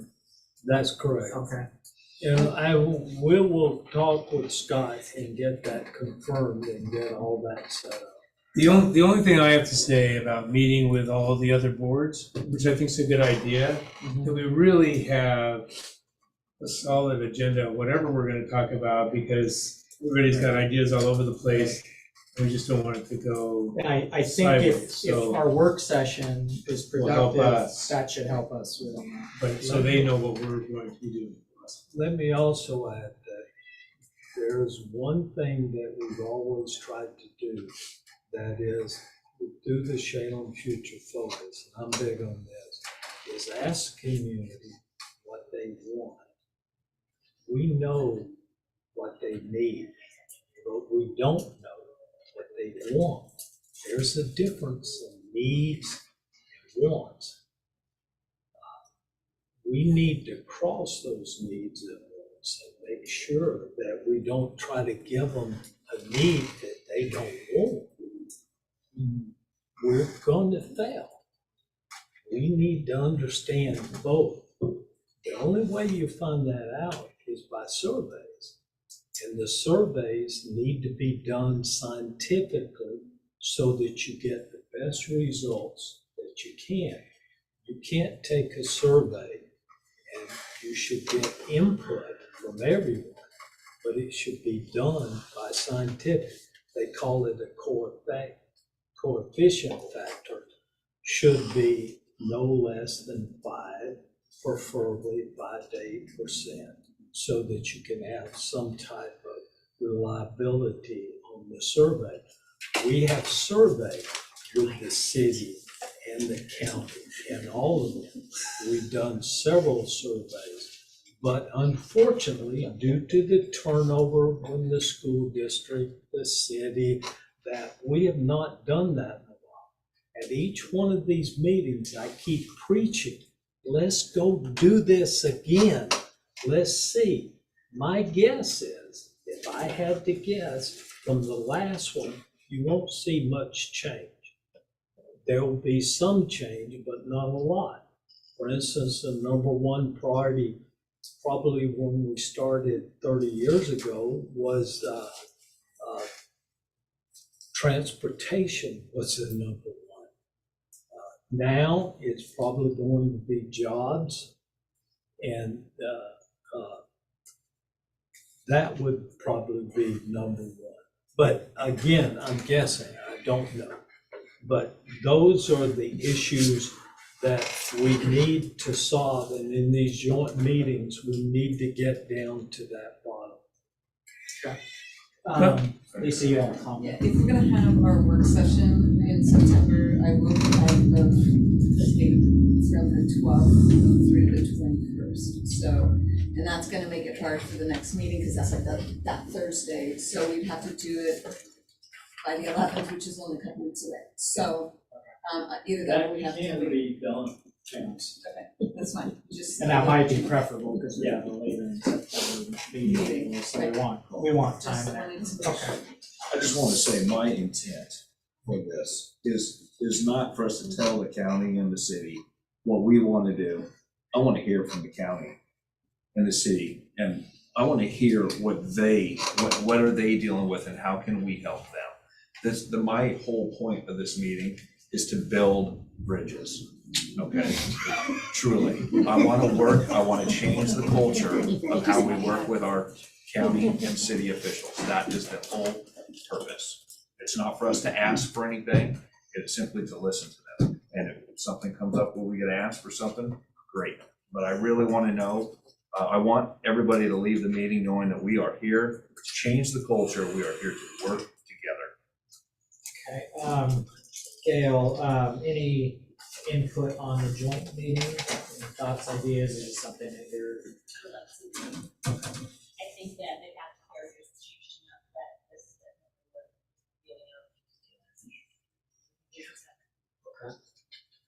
Okay. One other thing, Don, could you distribute that last survey to the board that you did, if you can find that in your files Yes. back there? I think know it'd be- I have it. I think education-wise, it'd be good to see what was done by all the agencies before, and then we'll know what changes may occur in the future. We also have surveys that we've done within the agency itself.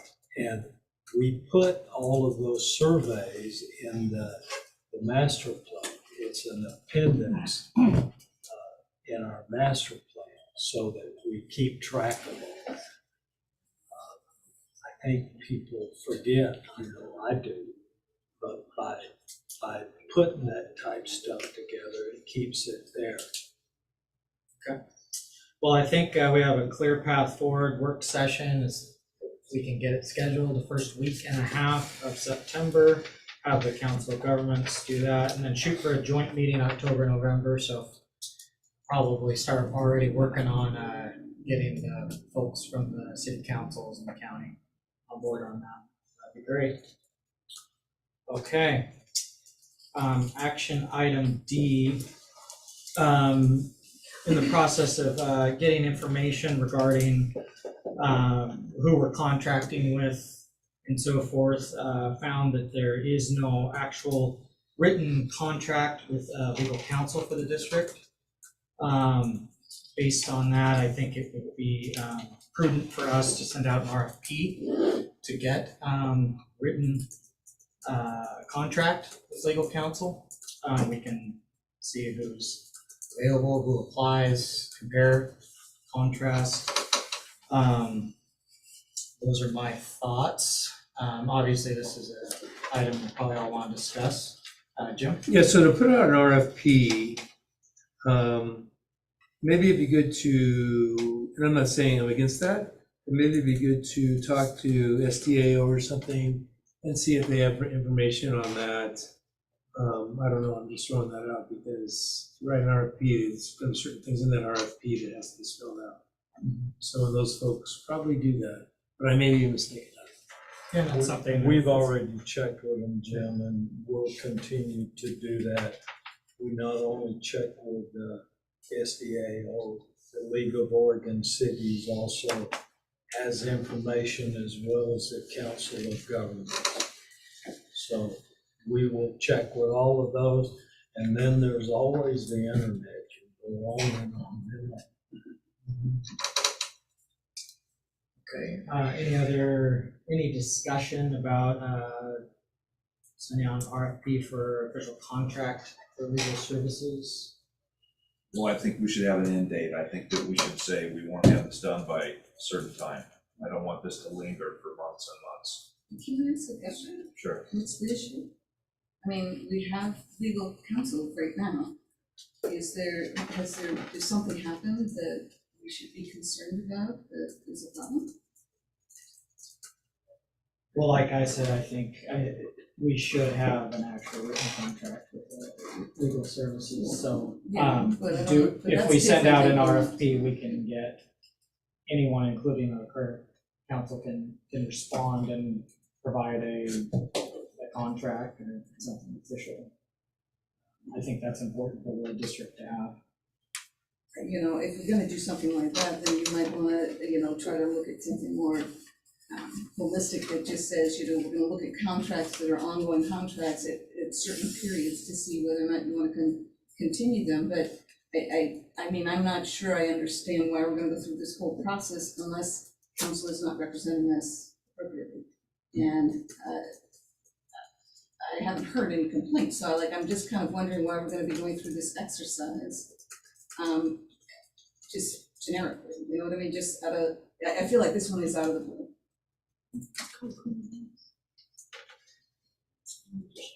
Any other comments, thoughts, ideas? Well, I think Lisa has a point. If there's I feel, I've known the law firm that served us for many, many, many years. And they are also a law firm that is located within our community, which is important. So, if there's an issue, fine. Are they currently on retainer? Is that what the deal is? So they're on retainer with us right now.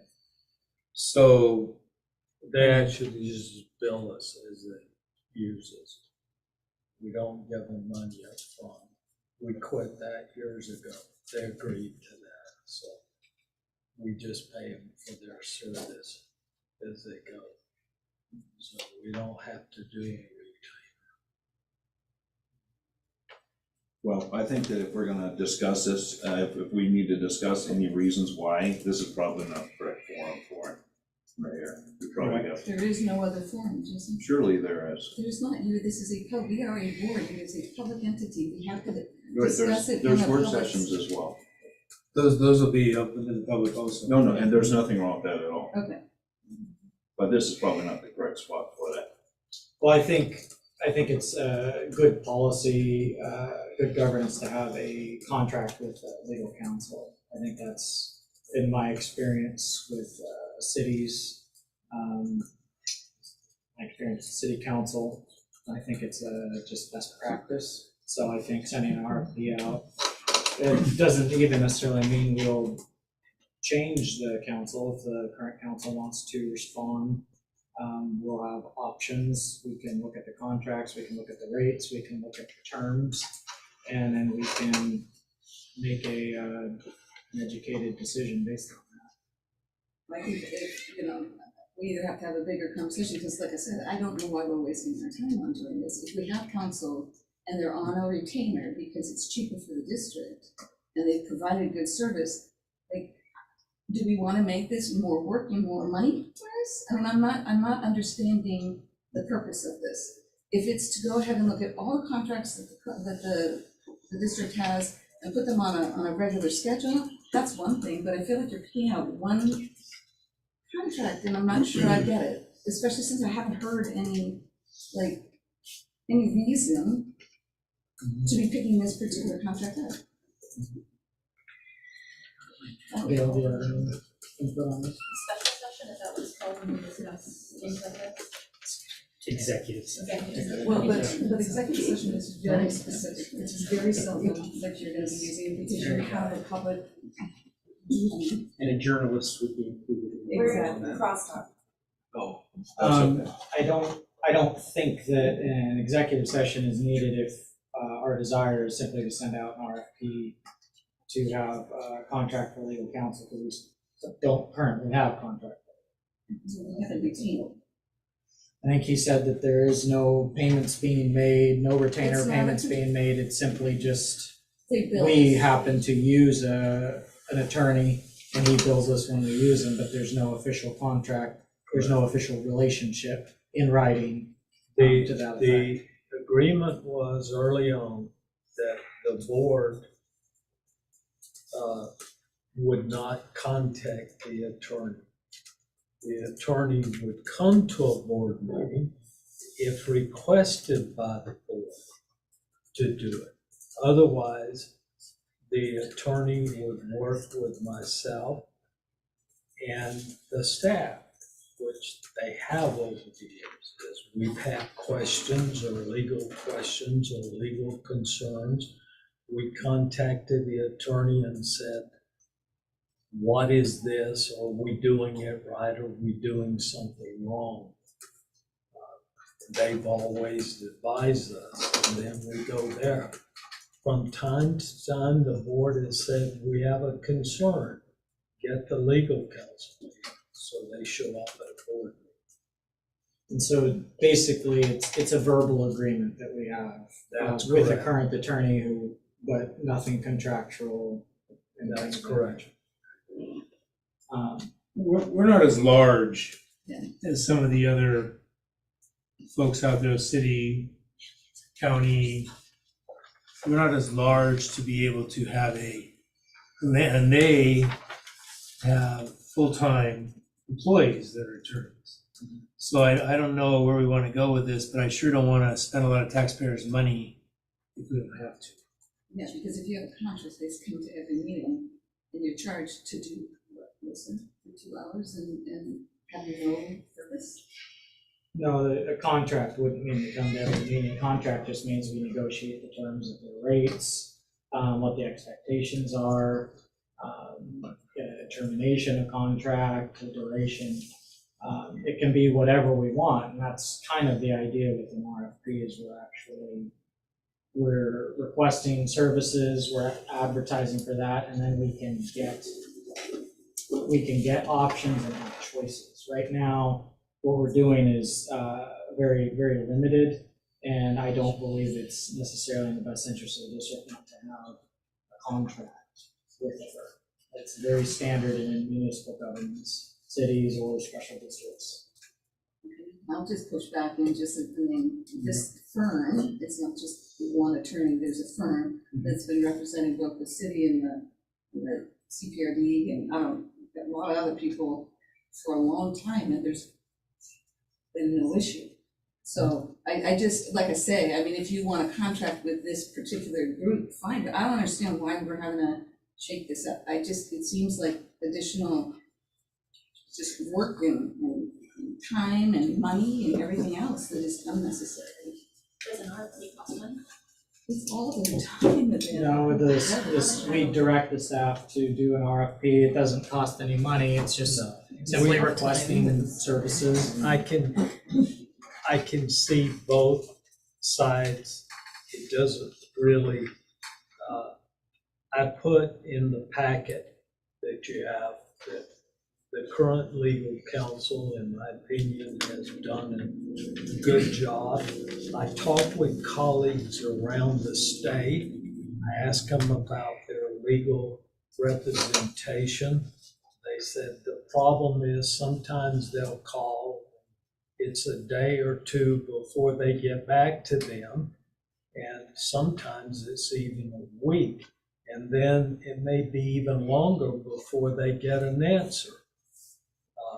I have never called where today I called and I was told they're on the phone and in meetings, and I said it's important. They call me back. I get immediate response, which is not the case in all ways. We've been very fortunate in that response time. So that's good. from a response time. But at the same time, I can also see the president's point of wanting to get a contract. There is a third alternative. You could say, let's get a contract with the current legal counsel, that's one thing, and see how that works out. Or you could say, no, we want to go for the RFP, or we don't want anything, we want to keep it the way it is. So there's really three options there. We can put the current situation in a contract. That's not a problem. When you go to court, anything written down, they ignore everything else if it's written down. When you don't have it written down, you can put in stuff, or they'll listen to various things. That's something I've learned over the years as well, and legal counsel has always advised us of. But anyway, whatever the board wishes will be. I kind of like the third option is to look to create a contract with the folks that we have currently and see how that works out. And if you're not happy with that, then we can always put out the RFP. I can tell you, when I was working for the district for 38 years, I was here where we had drowning deaths and some other things that occurred when we were here. It was handled well and very professionally by the folks that we currently have on, by their firm. So I know that they have been gone to bat for the Park District. I've had to deal with the attorneys in several different situations dealing with the Park District, and we've never had a problem. So, with that said, I think maybe a middle ground here is to look and create a contract for who we have now. I think the concern I have is if we don't send out an RFP, we are not seeing what options we have, we're not seeing what rates potentially they have, what terms. And I think it's in our interest from a fiduciary perspective, to really shop that and make sure that we're getting the best services, best bang for the buck, and we're tailoring it to our needs. I think it's a very standard. No, I get what you're saying, and I understand rates too, and sometimes rates don't always tell the whole story. That's right. That's my fear, is if you go by rates and rates alone, you'll be sorry. Because you need to make sure we get good representation, responsiveness. To me, those things are much more important. If I was to put a contract together and I send out an RFP, I'm going to put what is the expected response time.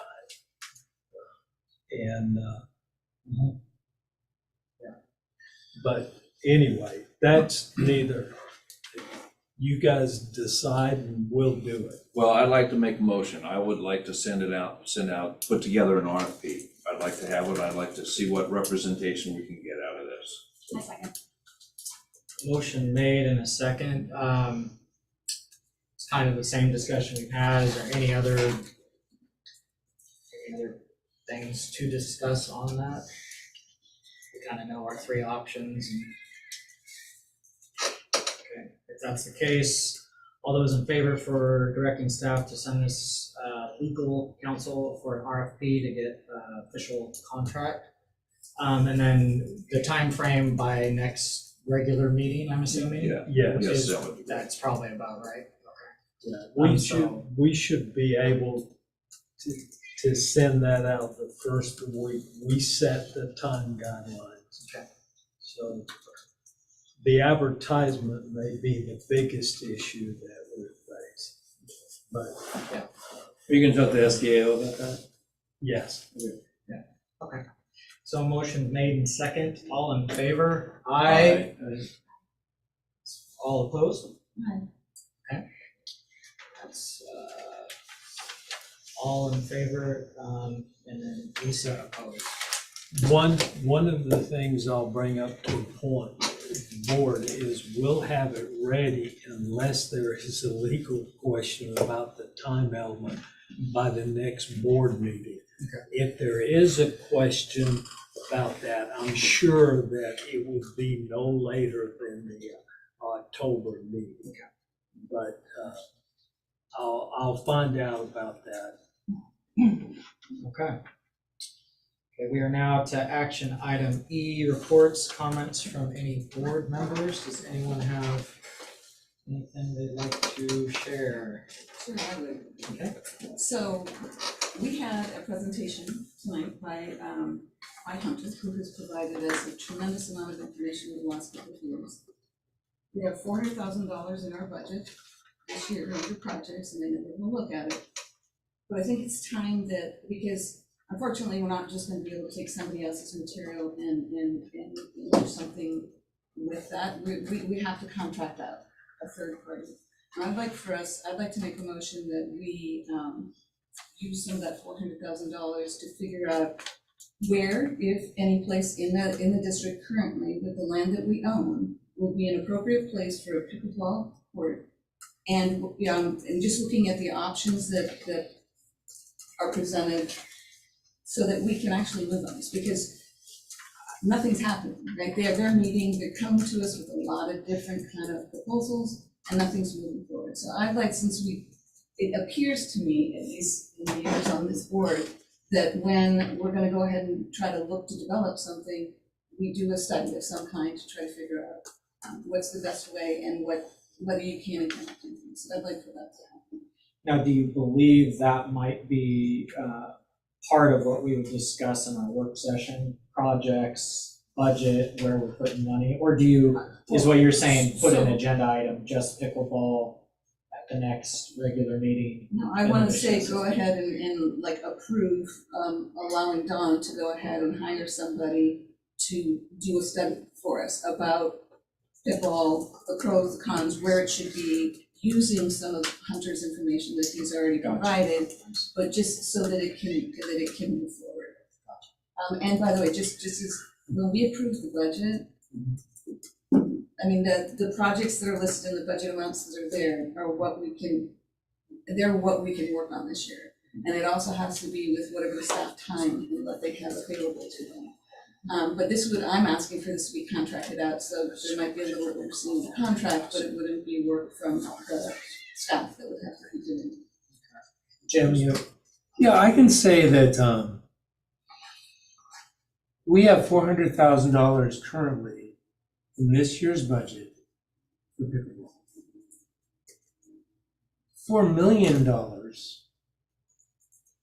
we don't have that kind of money unless we axe a lot of other projects possibly, or go out for revenue bond, things like that. So I'd like, the reason, and I asked Dawn to put that in the budget, because I wanted to see something that'll get on the ground soon.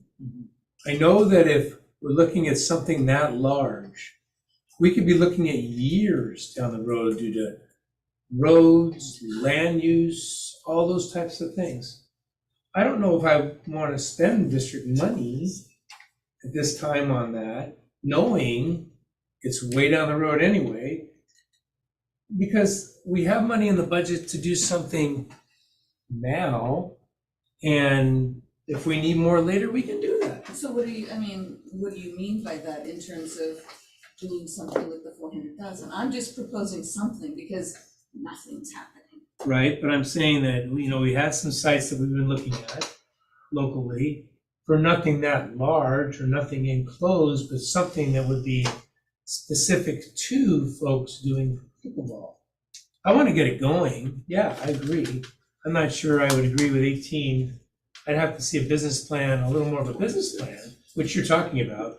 But it's just, I really want to see something in this year, this fiscal year, getting done for pickleball if we can. And so my understanding from what I saw in the budget is that there was some concept that it would be added to the Rennie Field, or at least some pickleball courts added to the Rennie Field. Obviously, we're not talking about a championship competition in the Correct. facility, but Don, can you speak on that just a little bit if there's any updates on that? There was 400,000 put in, and we were gonna build 6 to 8 courts at Rennie Field. To give the board an idea, we went out, we looked at that, we worked at, is it possible to do that? Yes. Is it advisable to do that? No. The interesting thing is we contacted George Fox, and we can build next to their facility 6 courts. We will build 2 courts at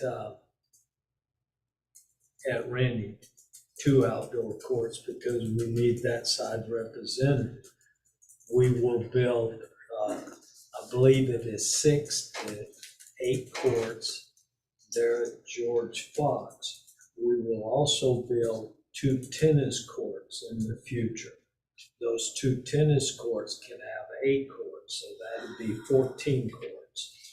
And this is with the George Fox, this is kind of like our share. George Fox may choose to add more courts on. That's correct, but we're talking with them now about this concept and about going.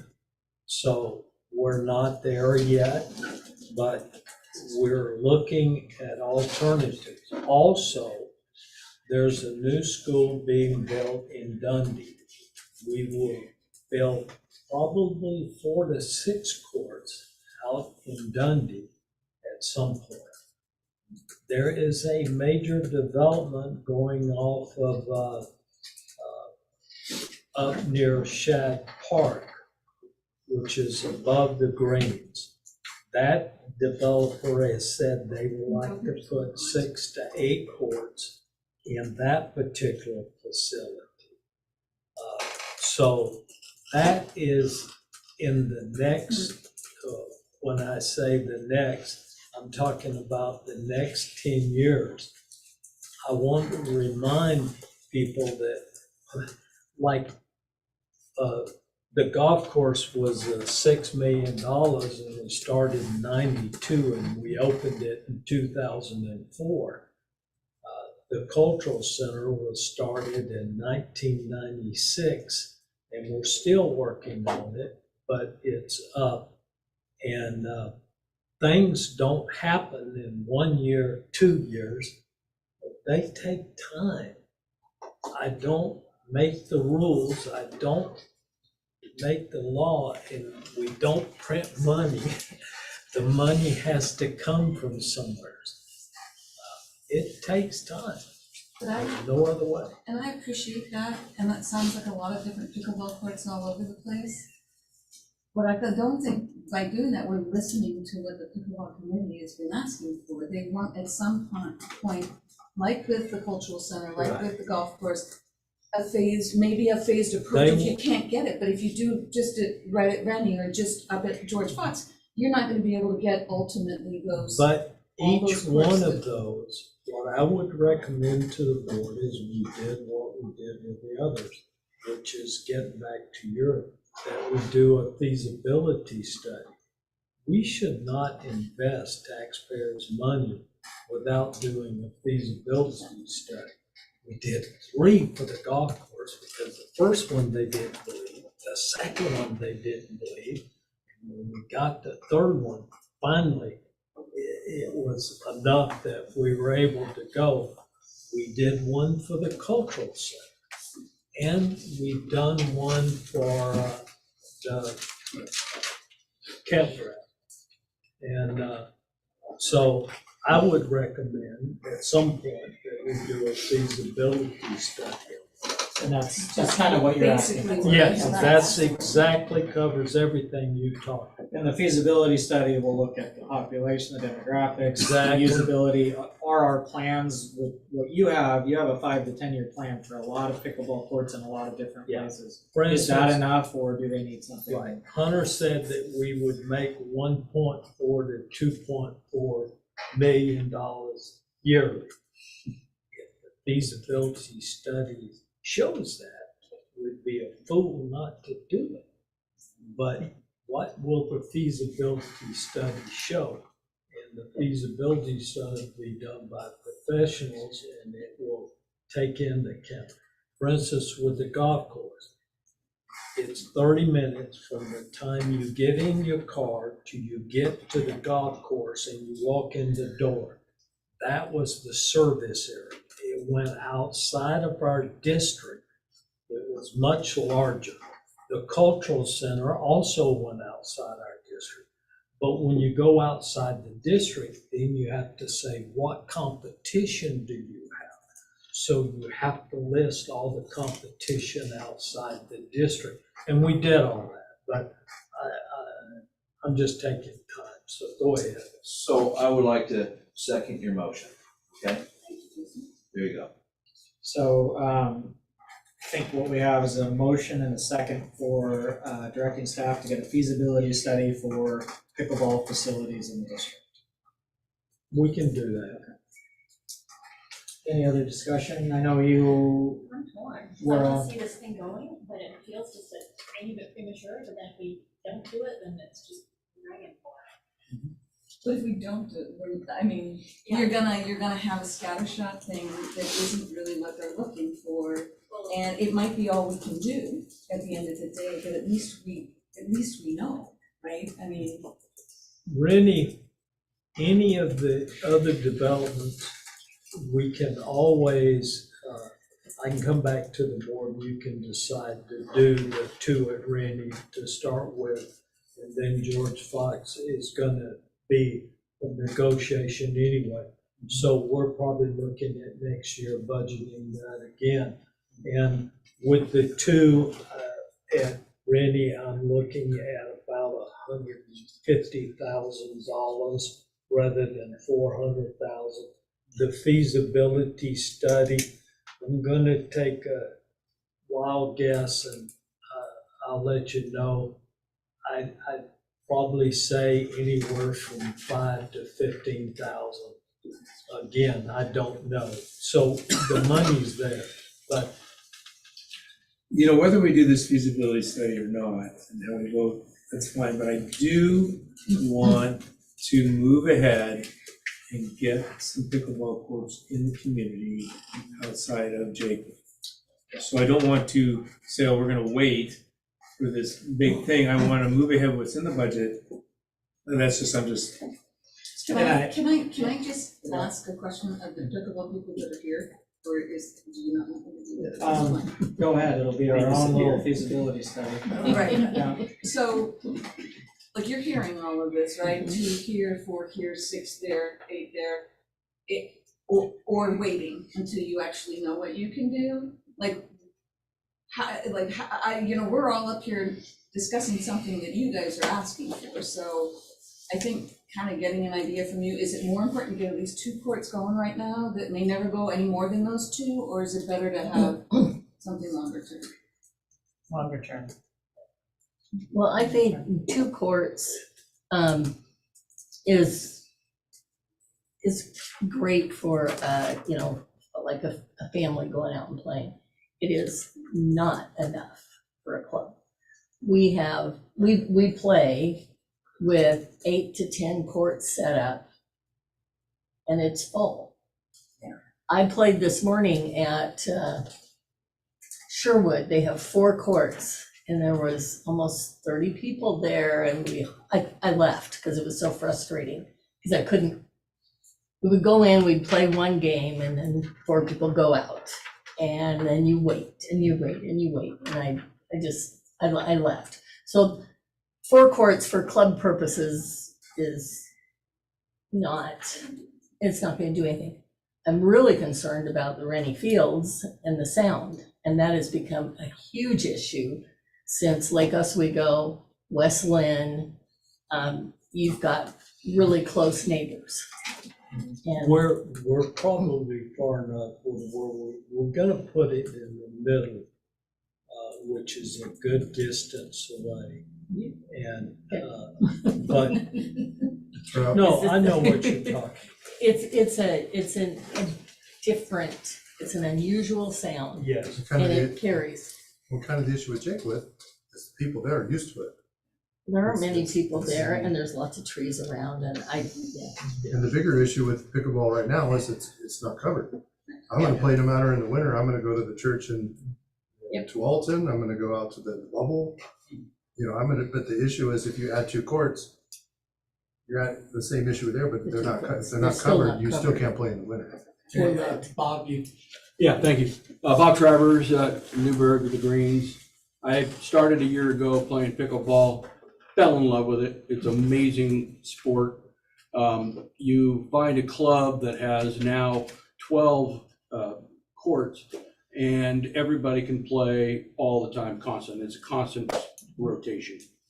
2, I don't think that's gonna cut it. I mean, that's not, you can do 6 or 8, that's another thing. But you have an opportunity to take Jakewood Park, something that we have all seen. Nobody plays horseshoes any longer. You have that big, huge area that you could just put a pickleball court or mini, and you can satisfy our club and a lot of other newbies that are gonna be coming around. So I don't understand why you don't look at the things that you have and work with what you got. Parking is the issue Parking there. is an issue there. What is it? Parking. Parking. Feasibility. Yeah, it's a great idea. I looked at the same thing, but the fact of the matter is, everybody doesn't drive in the same car, and there's limited parking at this moment. So you're gonna say that that is not anything that you wanna look at because of parking? Well, No, I think Okay. what our motion and second is on a feasibility study, so I think, I think sounds like basically everything we're saying is we sort of agree that we need to do that, because that's what parses out and really determines these issues. So with that, yeah. Our agreement with the school district, and I talked with them, they wanted at least 2 courts built at Randy, and I don't see any problem with not honoring that, because we've already talked about it, and we'll do that anyway. So I don't want to hide that fact. Right. 2 questions. First, how long does a feasibility study take? How long does feasibility study take? Probably, I'm gonna say 3 months. And the idea of having the packets of courts kind of all spread around, does that still, can tournaments still be done that way? I doubt it. Well, I mean, I don't know. So though. just to slow down a bit. So we're talking about multiple different things. So George Fox having 12 courts, yeah, we could do tournaments there. But that would be something that they'd probably operate. The other development of the hill would be multiple courts. We don't know. So the 2 courts at the Rennie School are simply because the school wants it. It's been budgeted, we have the space for it. So that's not being discussed as like the solution to pickleball. It's just what the school wants. I think I'll go ahead and read the Okay. So I think we're ready to vote on directing staff to do a feasibility study for pickleball. All those in favor? Aye. That was unanimous. All right, we'll get on it, get back to you as soon as we put it together. Reports and comments, I'm going to have one as well. If we can place the Crystal Riley Park on the agenda for our next normal meeting in September. I think a lot of issues were raised today that are probably important to discuss, as well as the master plan, where we're at in construction on that specific part. So you wanna make decisions before the master plan is complete? Is that what you're saying? No, I want to put the Crystal Riley Park on the agenda for discussion. I'm not trying to be a pain, I'm just trying to understand, and we have heard a lot, but speaking for what purpose? What's just, I mean. I didn't say any specific purpose, I think we need to have a discussion about the park. So you're just saying With the under our, board. okay, just The put board. it as an item. Just Okay. a discussion item. We will It wasn't an give, action. under the updates of projects and questions, we'll give an update on that, correct, Casey, where we're at. Yep. Okay, any other, Yeah, I've got a couple of things. Okay. One is Kat sent out something for board members to attend. It was a board training with STAO. It was a real eye opener for me. I mean, I've worked in contracts and so on with the district for a long time, and there were things there that I need to talk to staff about that we may need to look at to make sure that we're all on the up and up. I mean, it had to do with basically board responsibilities, board liability. I think that, Kat, you sent that out to all the board members, is that correct? Did anybody else attend online or anything?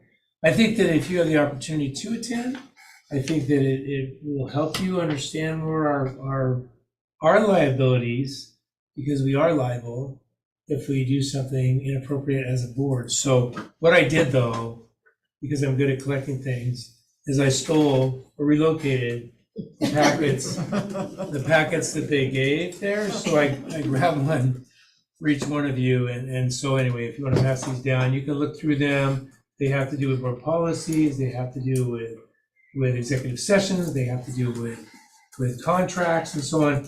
And in another way, I don't think it would be bad to have a training, if we could, for all the staff that's contracting as well as policy for the board here, but that's looking about $2,000 to do something like that. So, We go every year into contracting as well So anyway, put on there you go. by the state, so. Yeah, it was relocated. I didn't say so. Great purpose. The other two things that are happening with the Rotary clubs in town, I want to talk about that. You might want to talk about that a second, if I can introduce you to do that for your Rotary club. They got a big deal going on at Memorial this weekend. Yeah, again, Bob Travers, I'm part of the Rotary Club Newburgh Early Birds. I'm past president, and we started this many years ago. It's the Oktoberfest/Summerfest. And so we're putting it on this weekend, and it's gonna be a hoot. It's gonna be great. We have circus events. We have the bocce ball and all of the different games, including for the kids. It's basically a family-oriented event that we put on every single year. It's at the Memorial Park, and I hope everybody attends. And they have a huge tent out there. It's pretty awesome. Yeah, Will you be running the wiener dog races again this year? absolutely. That's the most fun. That starts Saturday about 1 o'clock. If you have a dog, doesn't matter if it's a wiener dog or a non-wiener dog, you can race it. It's fun. So another item that's happening with the Rotary clubs in town is that back in February, I think that the board approved us to put an art sculpture in front of the cultural center, an elliptical sculpture that moves with the wind and so on. That's going up. That's going to be dedicated on the 16th of September. If the board members could, if you have a chance to attend, it'd be great. We're also having a 5K run walk for Peace at that time, and there's 7 areas of focus, and Peace is one of them. And so if you could come, I think the president of George Fox and Linfield University are speaking at that, as well as just things for kids, and there's a choir and there's other things. So that's going on. That entire sculpture project was donated. There's no public money used as part of that. So it's thanks to the 2 clubs and individuals who put that together. So that's happening on the 16th, and that's all I got right now. Sure. Jason, you said you had. Yeah, so I listened to everybody talk about Bob and Crystal Riley Park and the use of the park and what the intent of the park was. And I think that it's really important that we listen to these people and think about what the use is. I had a conversation with you, Don, before, and I told you that I really believe that we need to look for another place for bicyclists to be able to enjoy riding their bicycles. I think it's imperative that we have a place for kids to ride their bikes and adults. I believe the equestrians, I believe that we need to remove the bicycles off. I want to make sure that we discuss that in this meeting, this upcoming meeting. I also want to discuss the master plan for Bob and Crystal Riley Park, because I believe it, depending on the outcome of the next meeting, the whole entire thing is going to be altered. So, have you got any update on any other place in which we might be able to have bicyclists ride bicycles? Yes, there are some properties that we have where it may be possible. And we want to do more homework before we announce that. But yes. Okay, another question. If we do not stop the master plan for Bob and Crystal Riley Park, are we incurring costs from today forward until the next meeting? What do you mean cost? Meaning, are there any costs that we will incur in designing or planning or moving forward on the Bob and Crystal Riley Park? No, again, I'll steal master your plans and thunder. I'll steal his thunder. We currently have 3 different phases of that. There is a committee put together of all interest that's currently using the park, a citizen group. They'll work with the consultants, and we have 3 different proposals, and there could be combination of all 3 put together, which will come back to the board for approval at some point. So I think what you're asking is, are there construction costs right now that are underway? No, it's just the master plan. It's just a master. Do any of these master plans delete the bicycles off the trails? No. I would like to make a motion that we ask them to put together a master plan that does not have bicycles on the trails. It's So, already halfway through. I mean, I know, you've got it a doesn't- master it plan, but doesn't- why, you can always eliminate it, Jason. I mean, stopping a process you've already, that you've already I don't contracted. think that that's correct. I believe that we have to look at the plan that's been put together. And if the plan calls for things that include bicycles and we decide to remove the bicycles from the plan, that means the plan is going to be altered. Yeah, but you've already contracted something to. That's why I'm talking right now. That's the reason why I want to make sure that there's no additional cost incurred.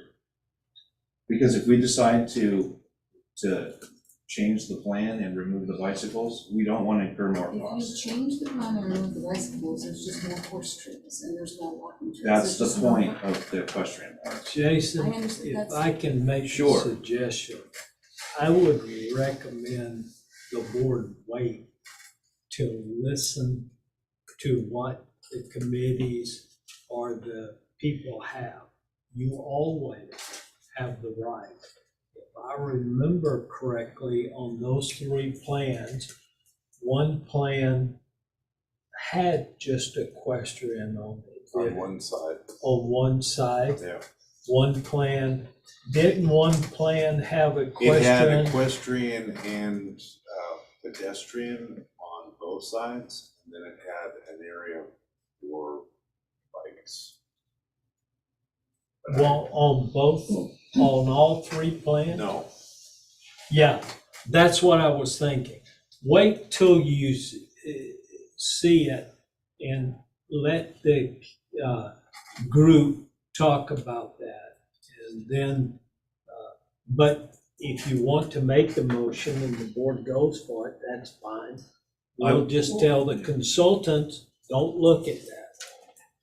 Yeah, okay. What's the cost of having them add Jason's idea to their master plans that they're working on versus getting to that point? There's no additional cost one way or the other. I mean, that's not gonna happen then, if it's free. Let's have them draw it up so we can see it. well, it won't, it'll just be a part of, you'll just exclude the bicycles off the plan. So there are no additional considerations for any of the trails being So- different if they're not bikes? I'll give you a timeline. The 28th, those 3 master plans are going to be released to the focus group that's gonna review them and come up with some of the recommendations. They don't necessarily have to pick any one over the other. They can pick pieces from each one of those plans and put them together and get something that they want to see. So that's gonna happen on the 12th of September, I believe, is the date for the meeting. That's when we're gonna come together and discuss that. Do we have those 3 on the website?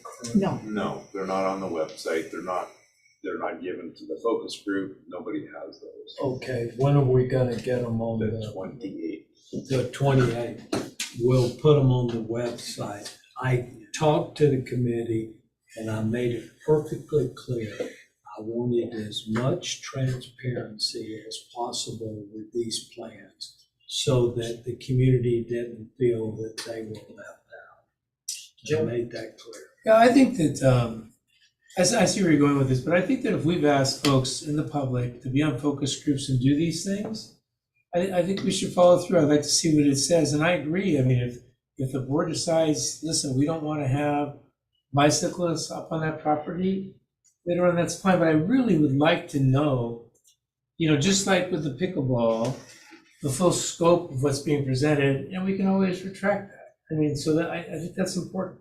I agree, but I want to make sure that we have an option that does not have bicycles at all, so we have an actual cost as well. One of the things is what I told consultants in our joint meeting is not only did I want the options, but an example, I wanted different views. And I'm not sure, they will give us a cost estimate at the end when we put that together. That's part of the plan. They also are looking at the facility itself around the deal, what we're gonna do. I mean, there's a lot of things other than horses and bikes that that facility is big.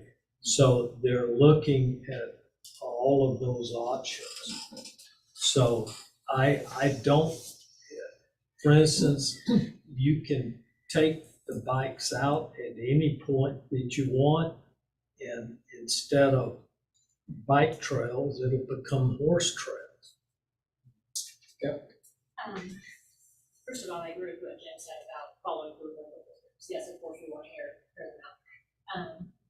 But if it seems like there's more than just following a bike trail or horse trail. It seems like there'd be additional construction for if we're gonna gear just towards horses, like the stalls and I don't know, I'm not a horse person, but that would be the things that I'd be curious about. Well, what are we talking about? Well, and I think what I said is let's put the Crystal Riley Park on the agenda for the next meeting, and in the interest of time, we could spend probably the next 2 hours talking about it, or we can, with more information after focus groups, have a more detailed discussion with this information available at the next meeting. I do think this requires its own action item and agenda item to discuss.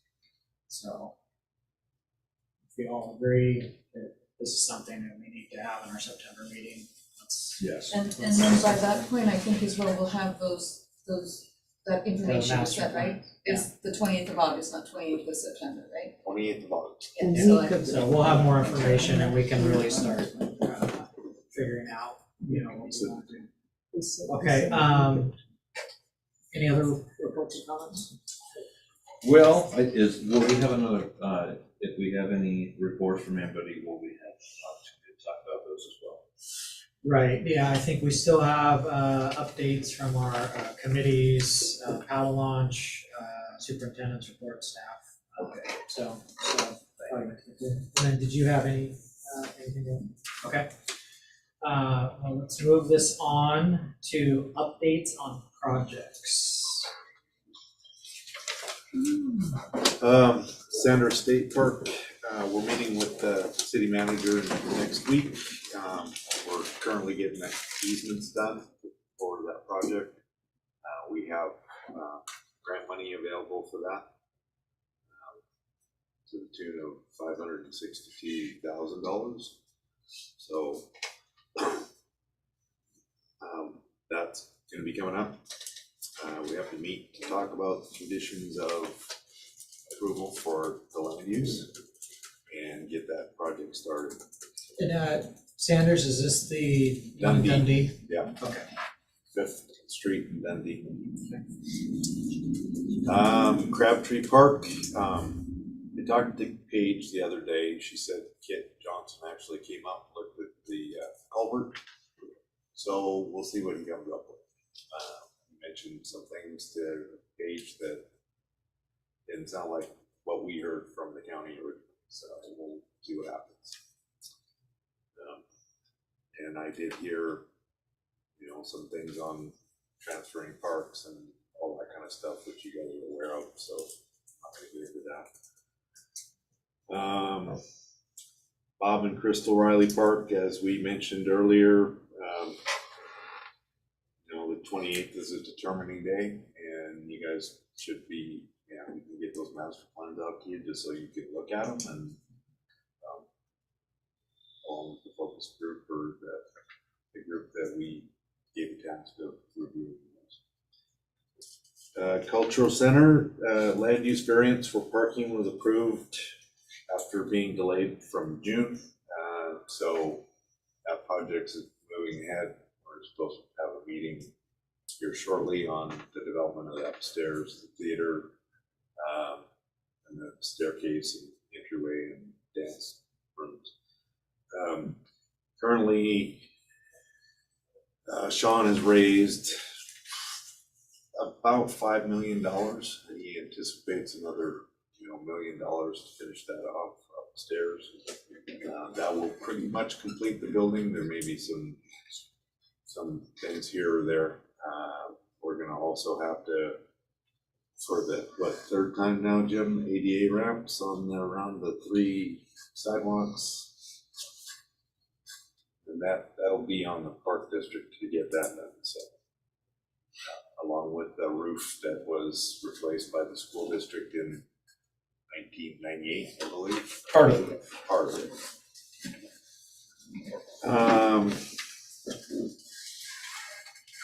We got an amendment for the Oregon Community Pathway Grant to extend the construction date to October 31st, 2024 because of ODOT's interchange area there. And I heard just the other day that it got delayed. So I don't know what's going to happen. But we have until we can request amendments up to 2026 as far as I know. So We do have the bridge ready to go, correct? the bridge is kind of designed and ready to go. We went down the other day with that contractor and because we're talking about piles and how big and how Right. many and yeah. And it was bid out, correct? Yes, the Okay. contractor's on board. Okay, Emery that's and what I Sons, thought. So they've been working with Greenworks and we're talking about trying to reduce costs of the bridge. We gotta get lighting in there. There's an airport there that we have to be cognizant of. There's moving targets all over the place, so that's kind of what we're in discussions for. Casey, which bridge is this? The Hess Creek Bridge for the bypass trail, right at the end of Industrial, or not right at the end, but underneath the Winooski overpass, basically. This is a wood bridge. No, it's can support fire trucks or fire ambulance. Is it right alongside the highway? No, it's below the highway. Yes, it would have been nice had they just built the trail alongside the highway. It would have been so much easier, but Is there a reason why we have to have a bridge there versus just have a trail that follows the lay of the land? Because there's a creek there and wetlands, and you can't use Okay, it. so we're trying to And get over it. It's gotta be ADA, and it's gotta be lighted, Got it. and, What if it's fire trucks? I didn't say fire, I said, excuse me, ambulance. In case they have an emergency down there. From one side, they gotta be able to access at least to the bridge, so. It's ODOT's requirements, ODOT and requirements. they pay for it. So that's why we got the grant. The next grant will be much more. But the good news is we're doing it through the Fed. So instead of paying 30%, we only have to pay 10%. Heritage Trails land use, the campground. We asked for a continuance. Because the county felt that we didn't notify all the agencies that might have a partnership in that. Even though I feel we did, they were a little surprised to see the master plan section. So at their request, we're gonna do some more research and get some more materials together to resubmit that. And I, just for your, we received this from Mayor Rosacker the other day, from Chad sent it to me. In the spirit of bringing our communities together, the city of Newburgh would be pleased to work with the Shale Parks and Recreation District Board, the Dundee City Council on the recently discussed campground and any other future projects. That's one paragraph, there's more, but I won't read that. It's, I think Kat sent that out. Yeah, and That was nice of them. it was nice of it. That came through Will, so. And Will has been included on the future focus groups and, you know, the mayor of Dundee and the city manager out there, so. Rennie Field conversion, so we're having a survey done down there so that we know where all the moving parts are. Plain Street, as you know, is a railroad, and there are city street improvement requirements that hopefully we can work with Clay Downey at the city. Clay seems to be really good at having us know the workarounds of some of the rules. He did that for the parking variance at the cultural center. So he's streamlining things. He is, yes, he wants us to be able to develop things. He's very, he doesn't want to stop development. And I feel that there was possibly a roadblock previously to that, so it's a good thing. Trails, if you guys saw the proposed survey that Quentin put together for you guys, I told him he has to, that group has to come to the board and ask their permission. That's not my wheelhouse, but I do realize it was there. Tom the Hammer made some comments to that effect the other day, and I appreciate Tom for his honesty. You know, he helped Quentin put it together, so I don't know, I can't say anything more about that. So that's kind of our projects, and as you know, we withdrawn our appeal to land use for unit. We're gonna talk about that with the county. So speaking of that, are we going to submit, you know, a land use change for that piece of property? Because that's what we talked about. Well, That's correct. we're gonna have a discussion with the county, because the county is gonna tell us what we can and can't do and what's possible, and if it's not possible, then why continue? I talked with John today. That was the reason I called John, was to tell him that we wanted to go with the county and change it from AF10 to parks. He agreed with that.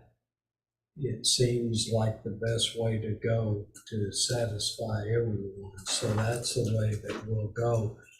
John told me that we'll get a packet And in that packet, we'll have to go through our due diligence and those, but the county is a lot easier to work with than the city.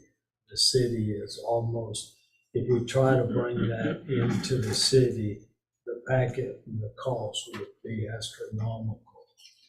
John's already told you about that, so we'll see how this goes. Yeah, because I just asked the question, because I don't want to do it 6 months from now and then it not, because we talked about a year from now, so I just want to make sure. We're already on it. Cool. Okay. That's really all I have. Thanks, Casey.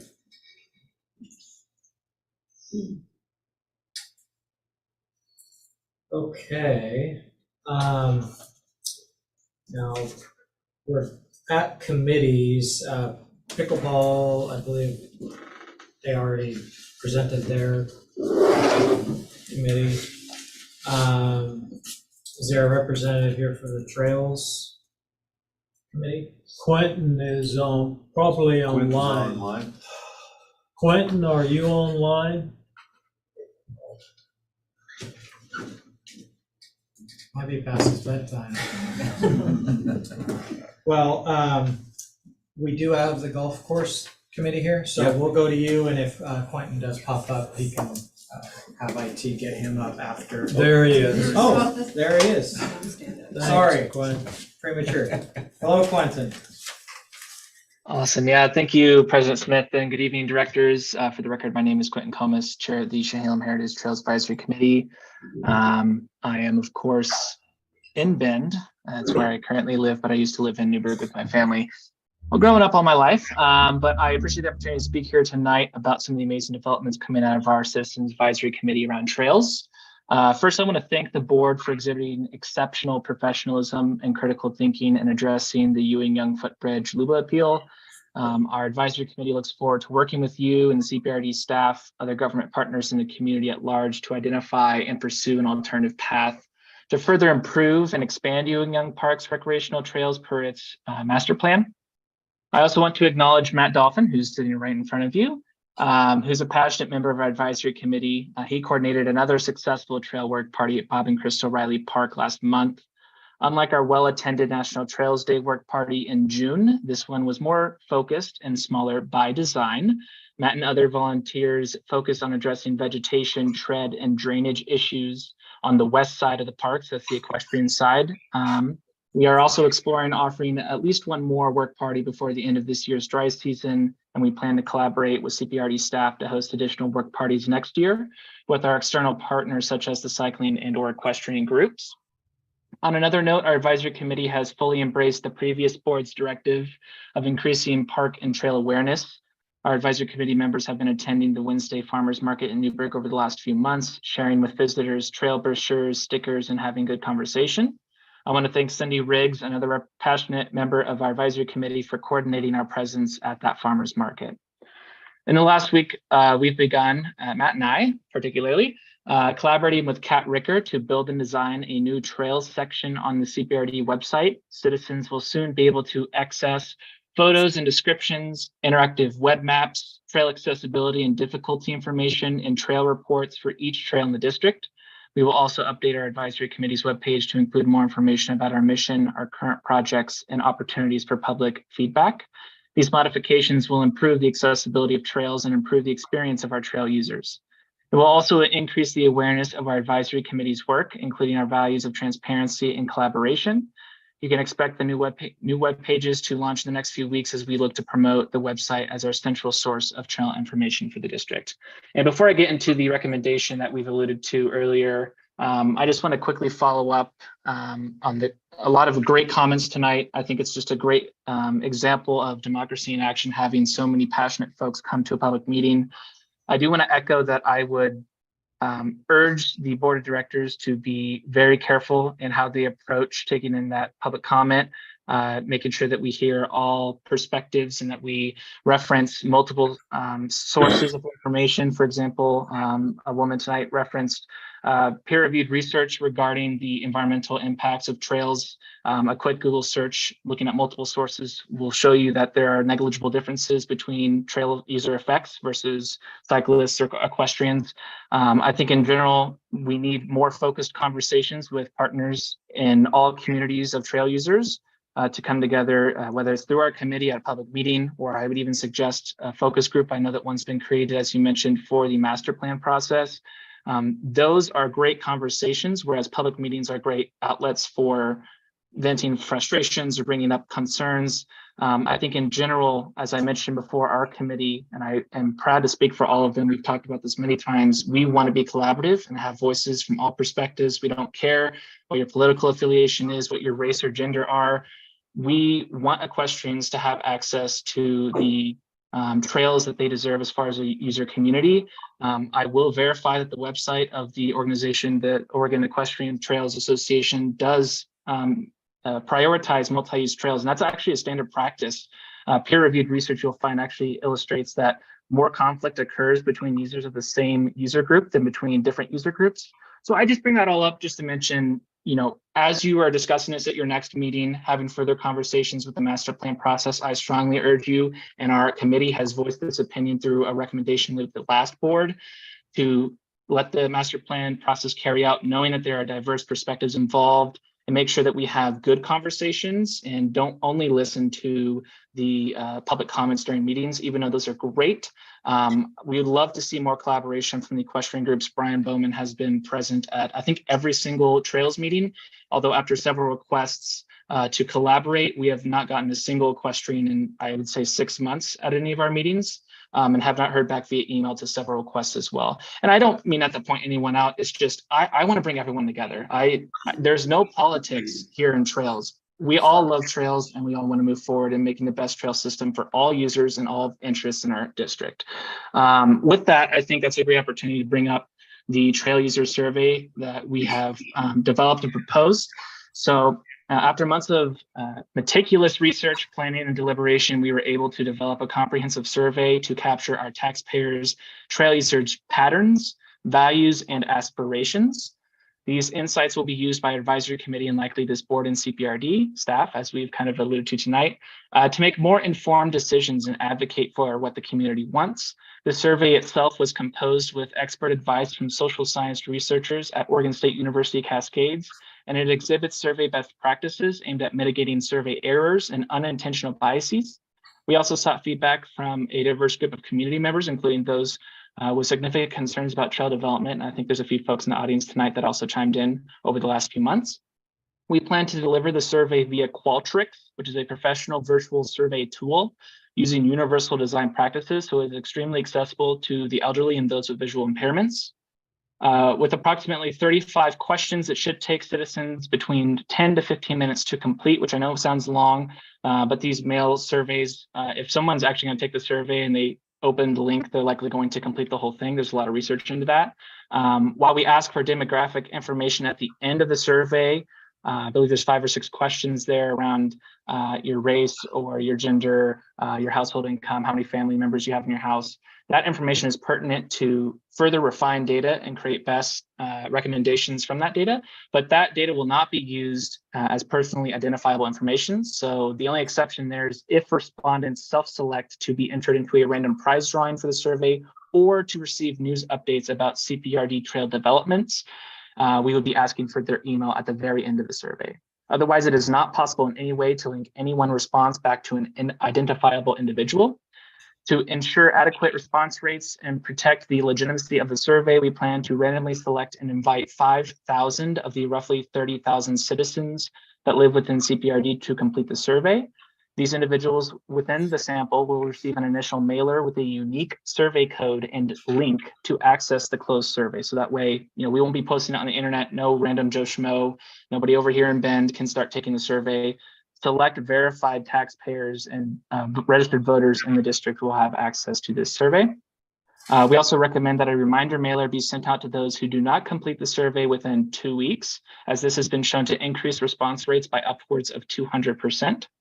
To that end, I estimate we should receive anywhere between 500 and 1,500 responses based off of generic kind of averages across survey methods. The cost to administer this survey, including all printing, envelopes, postage, the incentive itself, and a small contingency, is estimated at $8,245. Although if you were to only send out an initial mailer and do not send out that 2-week reminder, that cost drops down to $4,605. In comparison, if you were to hire an external firm to do something of a similar scope and legitimacy, it would cost upwards of $20,000. The district has done this before with a private firm in conjunction with Friends of the Mihalis Westsider Trail. If approved tonight, we are ready to work with CPRD staff. I've already talked with Kat and Casey to prepare and distribute the survey by September 15th, giving citizens ample time to complete the survey by a recommended deadline of October 31st. So a little bit over a month and a half. At that time, we will utilize Qualtrics integrated data analysis tools to draft a report on the findings to share with the board and the larger community. Overall, I believe I'm extremely pleased to see the survey unanimously passed with a recommendation by our advisory committee to the board for consideration. I've been personally involved in the design of this survey to meet our community's needs while adhering to rigorous survey standards. I have every confidence that this survey will be effective and provide us, particularly our committee, with the valuable insights into our community's use and perception of CPRD trails. And before I open up for questions, I say it every time, but I just really need to emphasize how thankful I am for Kat and Richard, Ryan, Casey, and Jason and Jim, our board member representatives, and all of my fellow committee members for your hard work and enthusiasm. We wouldn't be able to do the great work that we do for our community without all of you, so I really appreciate it. But I'm happy to answer any questions after that long-winded speech. Any questions? Yeah, so I assume the staff has reviewed this. I'd like to get the staff thoughts on this. I totally agree. I reviewed it. I see it being done very professional. He's right. If we were to go out and contract this, 20,000 would be the minimum. I've done a lot of these. To do this for 8,245 is a great deal, and you'll get great information out of that, and definitely should do it. No doubt. If the board was to choose, I'll be honest, I would go ahead and approve the 4,000, which is that, but I think we should do the second phase, which will improve the results, and I agree with him. We should do that. So with that, I would say if the board could approve spending that amount of money for this study and go ahead and make the motion and get that approved, we could move ahead. Something I'd like to see happen, Dawn, is I'd like to see us put together a brochure that we send out in the very beginning of spring. This doesn't have anything to do with this specific item, but I would really like to see us put out a brochure, a kind of, did you know, everything that CPRD has to offer. And I realize we have a website, but the only way you go to the website is if you're looking for it. And I would really like for the citizens who pay taxes or simply live in our district to receive something so that they can plan their springs and their summers out and know that there truly are places to ride bicycles or go on trails or take their horses or go swimming. And I just think it would be a good idea. And I don't know if we've ever done that before. And I know that it is expensive, but you know what? I think it's a worthwhile thing to do. Kat? Yeah, well, we haven't done something specifically a mailer for parks and facilities, which is what you're talking about, what I'm understanding is parks and trails. That could be achieved pretty simply with a single page colorful postcard mailer. What we've done similarly are activity-based ones, plus golf course and some facility plugs, but they've mainly been activity-based. Those we transitioned to web over the last decade. We went from a newsprint catalog down to a single page mailer, and eventually the recreation staff decided that just to stick with the web altogether on that. But I would entertain a yearly spring single page postcard just to advertise the parks and trails, if that were. Once the board gets all their priorities, of course, squared away for what those are gonna look like, maybe not this spring, maybe following spring. Yeah, so I've always, I put together, back when I was in the district, the brochure and so on and so forth, and then the internet age came. My mother could never get on the internet, so she was never able to read it. I'd really like to see us look into a brochure for the district, maybe not to mail out to everyone, but to have one physical for folks. I know that other districts do that. That's something I like to entertain, but I do think that there's people that don't even know we have a river in this town, so I think that we need to tell them what we do and show them what Parks and Rec does. Because a lot of people think that we are the city of Newburgh or the city of Dundee, and they don't understand that we are a district offering a lot. So anyways, right. Quick question. This is back to the survey. So you said you were gonna mail it to 5,000 households, which doesn't quite match what the email says about Facebook and flyer boards and emails. So would you just clarify how we're selecting our respondents? Right, there was a previous version that was circulated through our advisory committee that included it being what we call an open survey. So as I mentioned, it could be a public link that could be shared with anyone. Anyone could, submit responses. Technically, if people could get past the bot detection and the IP duplication check, one individual could submit however many submissions they wanted to. Hearing concerns from individuals, we decided to move to a closed survey. So that would include giving only limited access to a random sample of individuals. And to achieve that, we would have to use a mailer. And that information I've already secured is publicly accessible from the Oregon voter registration rolls, which you can access from the Secretary of State's office. Quentin, are we assured that this is gonna go out to rural communities as well as people who live in the city? By the nature of statistics, a simple random sample should pull the appropriate proportion of folks who are in rural, suburban, or urban. I doubt that we have any urban designations within the CPRD district, yes. Okay. I move that we go ahead and approve I don't know if I heard it right, but $8,500 or whatever it is to do the full survey for the district. That's good. I'll second it. Motion made and a second. I think we've had all the discussion necessary, so I'll take a vote. All those in favor? Aye. Aye. All those opposed? Okay, yes. The only thing, could you do this for other sections of the district also? Because that was so thorough, that'd be great. Hey, I just want to say thank you again to all of you. And as always, go Beavs. Thank you. Okay, Golf Course Advisory Committee. So stand up this time. Yeah. Steve Paulson, the Greens. Yeah, 3 minutes. Yeah, right. After waiting 3 hours to get to this. Got a couple of visual aids. This will tie into the update.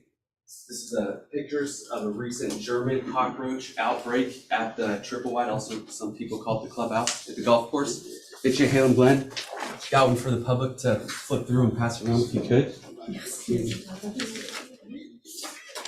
So before I get started, I want to thank and echo Matt for what he said as far as going back to the citizens' comments and evaluations. As many people in this room know, when I've had to give talks, I am the chair of our committee. There's been a couple of tense moments, interactions, comments being made untruthfully after exiting the premises. And I like the idea that Matt follow an order and that I represent our committee and I present to the board And there isn't, unless there's a specific question, no, there's not banter. I'm here to present from our committee and we move forward. So I want to thank you for bringing that up. So here's an update. We did have one visitor from our committee, Jake Browning. He was at our last meeting. The first item is a maintenance update from Scott Robinson. Thank you, Scott. He's been coming to our meetings. Greens aeration will commence on Monday, September 18th. Irrigation upgrade quote of $61,000 received. Upgrading controller, receiver, circuit boards, and software. Quote approval will be presented to the CPRD board during the September 2023 meeting. Thank you for that, Scott. Temporary work crew will be leaving at the end of August. Working on quotes for pond bubblers and cleaners. We've had some issues with the ponds up there being really stagnant. Talk about not good for the wildlife as well that live in there. I had a question from a budget headcount perspective. Who do you need support from to fill open positions? And I'm gonna, this isn't gonna take too long, but there are 3 motions items that our advisory committee is gonna ask the board to vote on this evening. So we were informed that there was a $100,000 surplus in the 2022-2023 budget for golf course employees. $100,000 was told. We would like to motion the board to review if this is true, and if so, why won't that $100,000 be used for positions that need to be filled? Per Cat Ricker and Don Clements, $12,274 has been collected year to date for the Golf Improvement Fund. Second motion, we'd like to ask the board to have the Golf Course Committee receive and review the report. All we got was a number from Don via Cat. What's the breakdown? 12,274, how many rounds? Things like that. This is the $5 surcharge that was being added to the rounds effective July 1 for the official clubhouse, a permanent structure. I've personally made two attempts to contact architect Michael Bond regarding the rendering approval for the rendering of the permanent structure. No response has been received. Tom Sheridan, one of our members, will reach out to contact his contact at Anchor & Moisen. That's the name of the firm that Michael's a part of. It was brought to the attention of the Golf Course Committee members of cockroaches in the triple wide. Yamhill County Environmental Health was also notified by my wife originally when we were notified by 6 different golf course employees of a German, they didn't know it was German until the county environmental health, Gary confirmed that. 6 different times, 6 different employees reported this. Committee responded with Gary from Yamhill County, who confirmed the variety of the cockroach. Gary informed this was originally reported to CPRD, this is straight from him to me, to a CPRD employee in late May, early June. That employee told him, he said it was Julie was who he talked to, said that the carpet had been changed and the building was cleaned. On August 17th, it was then reported through photographs to CPRD personnel that cockroaches were still present. CPRD's employees attempted to remove cockroaches through fumigation. So they cleared out everything. And while they're in the walls, there's, if you do the research, we've found that they say a cockroach can survive a nuclear attack. So I guess it would remain to be seen if it's going to be, if this will work. But, our personal thought is until that triple wide is torn down, I personally believe another generations will return. Regardless, it's a public health issue. And I'm glad that it was addressed immediately once more people, including one of our county commissioners, helped us get this addressed. Lastly, this is a statement that we have put together. And this is so we've got the 2 motions that we've asked. And the third one is a motion from the Golf Course Committee to advise the board to vote on approving electronic and cash tipping for all food and beverage workers, which is industry-wide, effective September 30th, 2023. And the statement is this: we'd like to thank the board for your consideration on this electronic tipping issue. I truly believe it's the right thing to do for food and beverage employees. It is standard industry-wide to tip someone who is serving food or beverages. As everyone knows, when you go out to dinner, you leave a tip, or you can leave the tip for food and beverage service workers.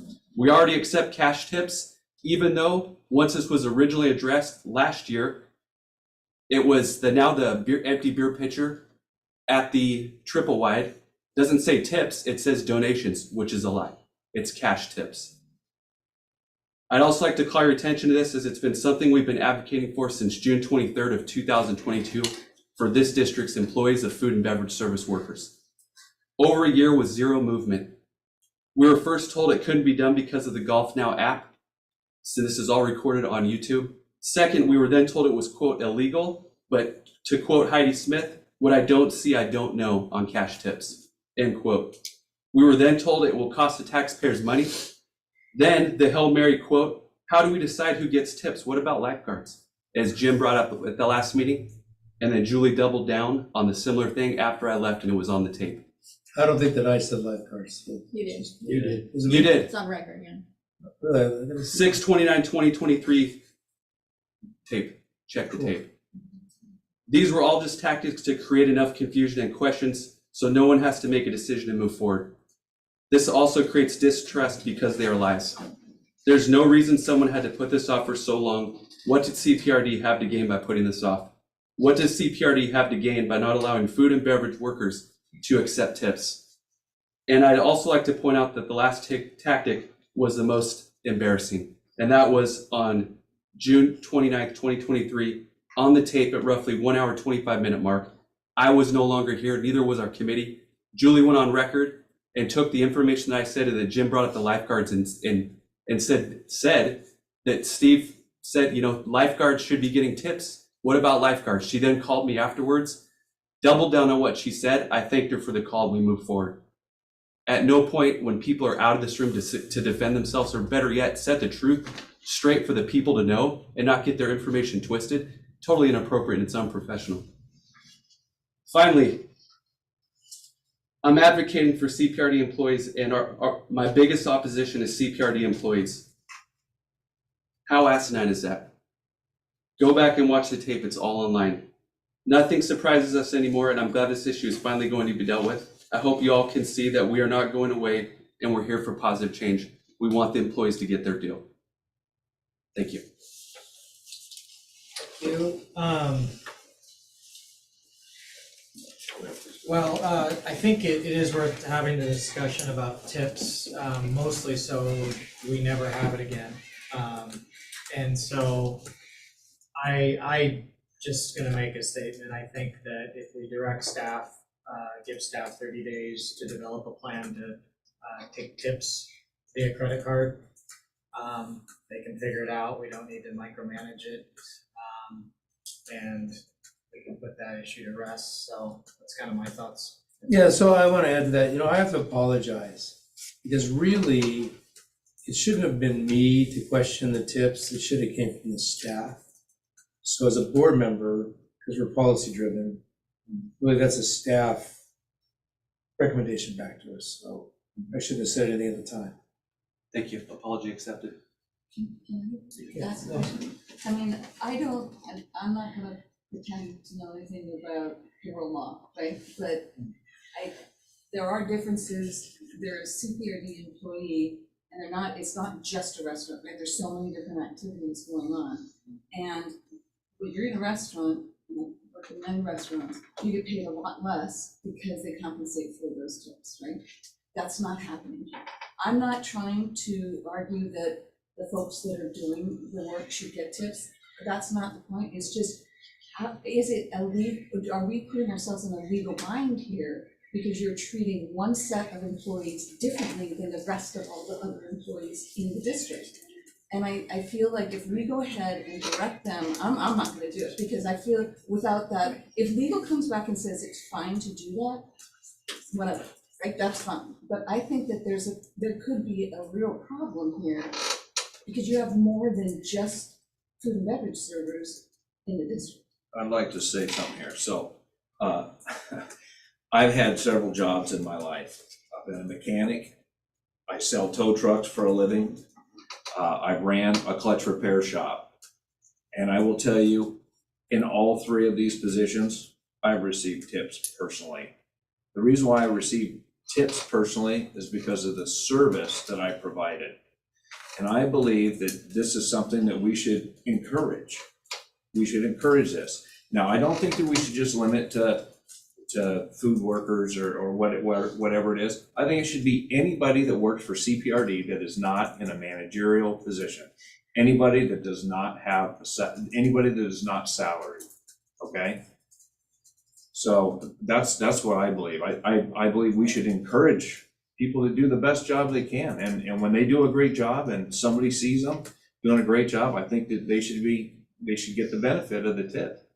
So I truly believe that we should put a policy in place that anybody, whether it's a lifeguard or whether it's somebody carrying somebody's clubs or somebody serving a soda pop in a hot dog, whatever that position is, I want everybody to have the opportunity to be able to receive a tip from somebody. I think we're specifically discussing service industry employees who are taking payments on credit cards. My position, I'm just referencing that, and that's just what he. That's what I've brought focused up. on the whole time, food and beverage service workers. yeah, It's I industry think standard. It is an industry They go into standard. those jobs for that. I'm in sales. I've got a salary and a bonus or commission structure. That's why I chose that line of work. People choose lifeguards. They don't choose a lifeguard to have the access to a tip after they jump off the diving board or save someone's life. If they want to, they can. I have kept it strictly for 1 year and 2 months to food and beverage service workers because I see them working their tails off every day for that service, food and beverage service. Is it illegal? I don't know the answer. I don't know even know if we have the person here, but is it illegal for the mechanic to receive?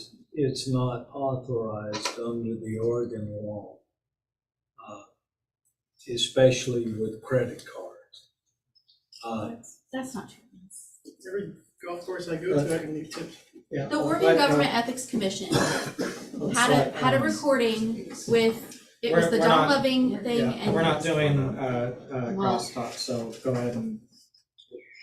Go listen to Before it. the board makes a decision, I would advise you to seek legal counsel on this and make sure before you make something that you will have to go back on. Seek the legal opinion. And I've asked, as best I've read, it clearly states it's not authorized under the Oregon. An employee may receive a tip. So I'm sitting there thinking, if they can receive a tip, why can't they receive a tip with a credit card? It goes on to say there was court cases, and again, the legal people will explain that. There is a fee for a credit card. Who pays that fee? Because when you get a tip, it's the employees. So how do you account for that charge? And if you account for that charge, then the employee is not getting what they gave them. And how do you rectify that? It goes on to explain all that. And so Oregon has a non-authorized for credit card. Again, I'm not 100% an not attorney. 100%. I'm not an attorney. So I would advise the board to get the legal opinion before you make that decision. Okay, so I'm gonna craft a motion, so you might want to take notes to make sure we get this right. My belief is that we need to make a decision and move forward on it one way or the other. And that clearly hasn't happened. It keeps coming up, and that's not. I don't think that's not in any of our interests. So what I am going to propose is that we make a motion to direct staff in the next 30 days to develop a plan to take credit card tips, and at the same time confirm that that is legal or not legal, and if it is legal, by the next regular meeting, so our September meeting, just come back to us with the resolution for that issue. So it gives you 30 days. Within the next 2 weeks, you can get a legal opinion. If there's a specific way, maybe a specific credit card service that that complies with the Oregon law, then we'll have to do it, based on this motion, should it pass. Yeah. And that's simply to move forward on the issue, because I think we, as a board, we find ourselves in some of these issues, a lot of back and forth, over and over. This isn't gonna go away, and it's not industry standard, so if it's legal, let's do it. But we need a definitive answer by next month. So was that, Kat, was that So I motion? have, please edit accordingly, Smith moved to direct staff in next 30 days to take credit card, let me craft this again. Credit card to- tips for service Credit cards. workers. And at the same time, confirm whether it is legal or not legal, and if it is legal, come back at the next meeting with the plan in order to do this. Right. And I'll second that motion. Motion made, seconded. Okay. Now we're in discussion on the motion, and go ahead and provide your response. Hi, so I'm Heidi, so the administrative coordinator there.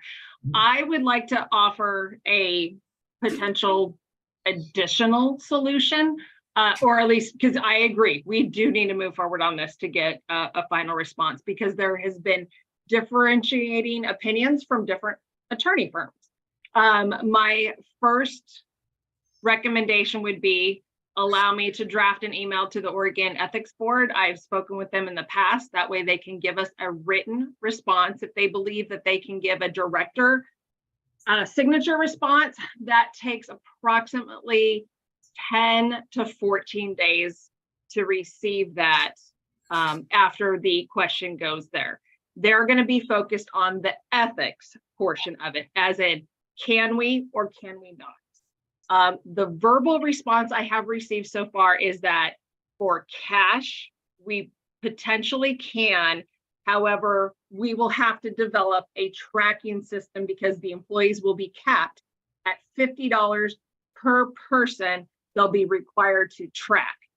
So then my second recommendation would be is once we find out yes or no, if the answer is yes, we will then need to find out, and this will require a different attorney to find out, can we use tax dollars to supplement the credit card fees? Because in Oregon, we would be responsible for that, but that would also need to be confirmed by an attorney.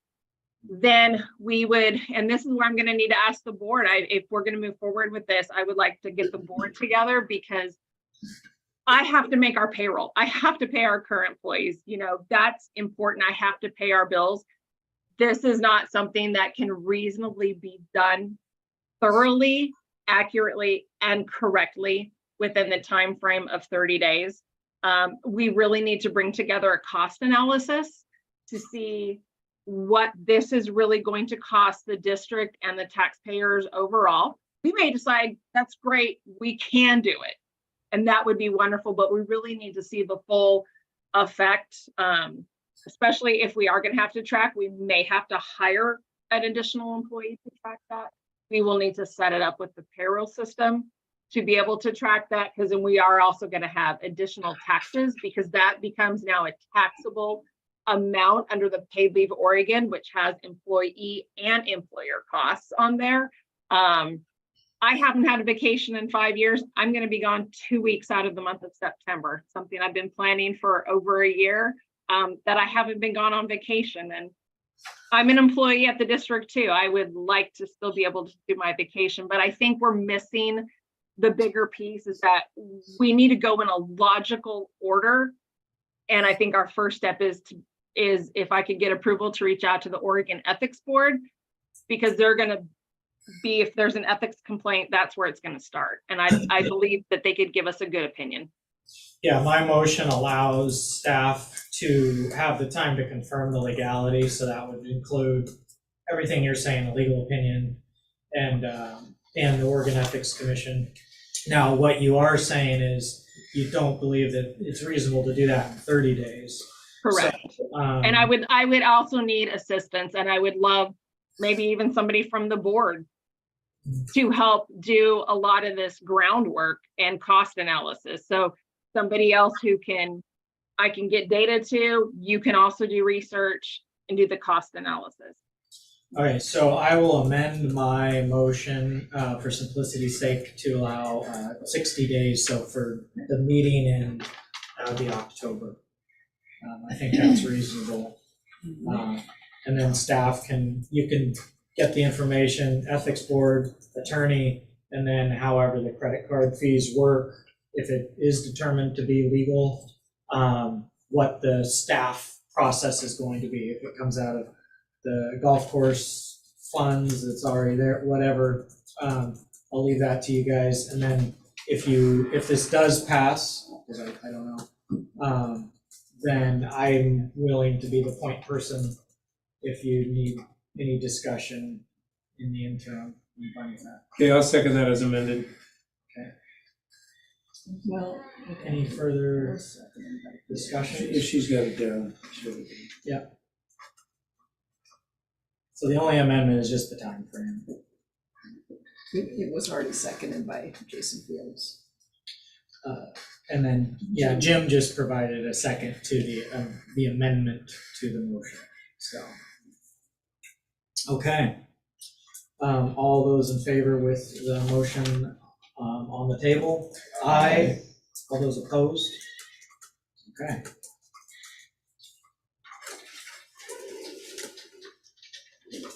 Let's see, any other discussion on the golf course committee? There were two other motions we asked. Yeah, I do recall that. Can you state the first one clearly?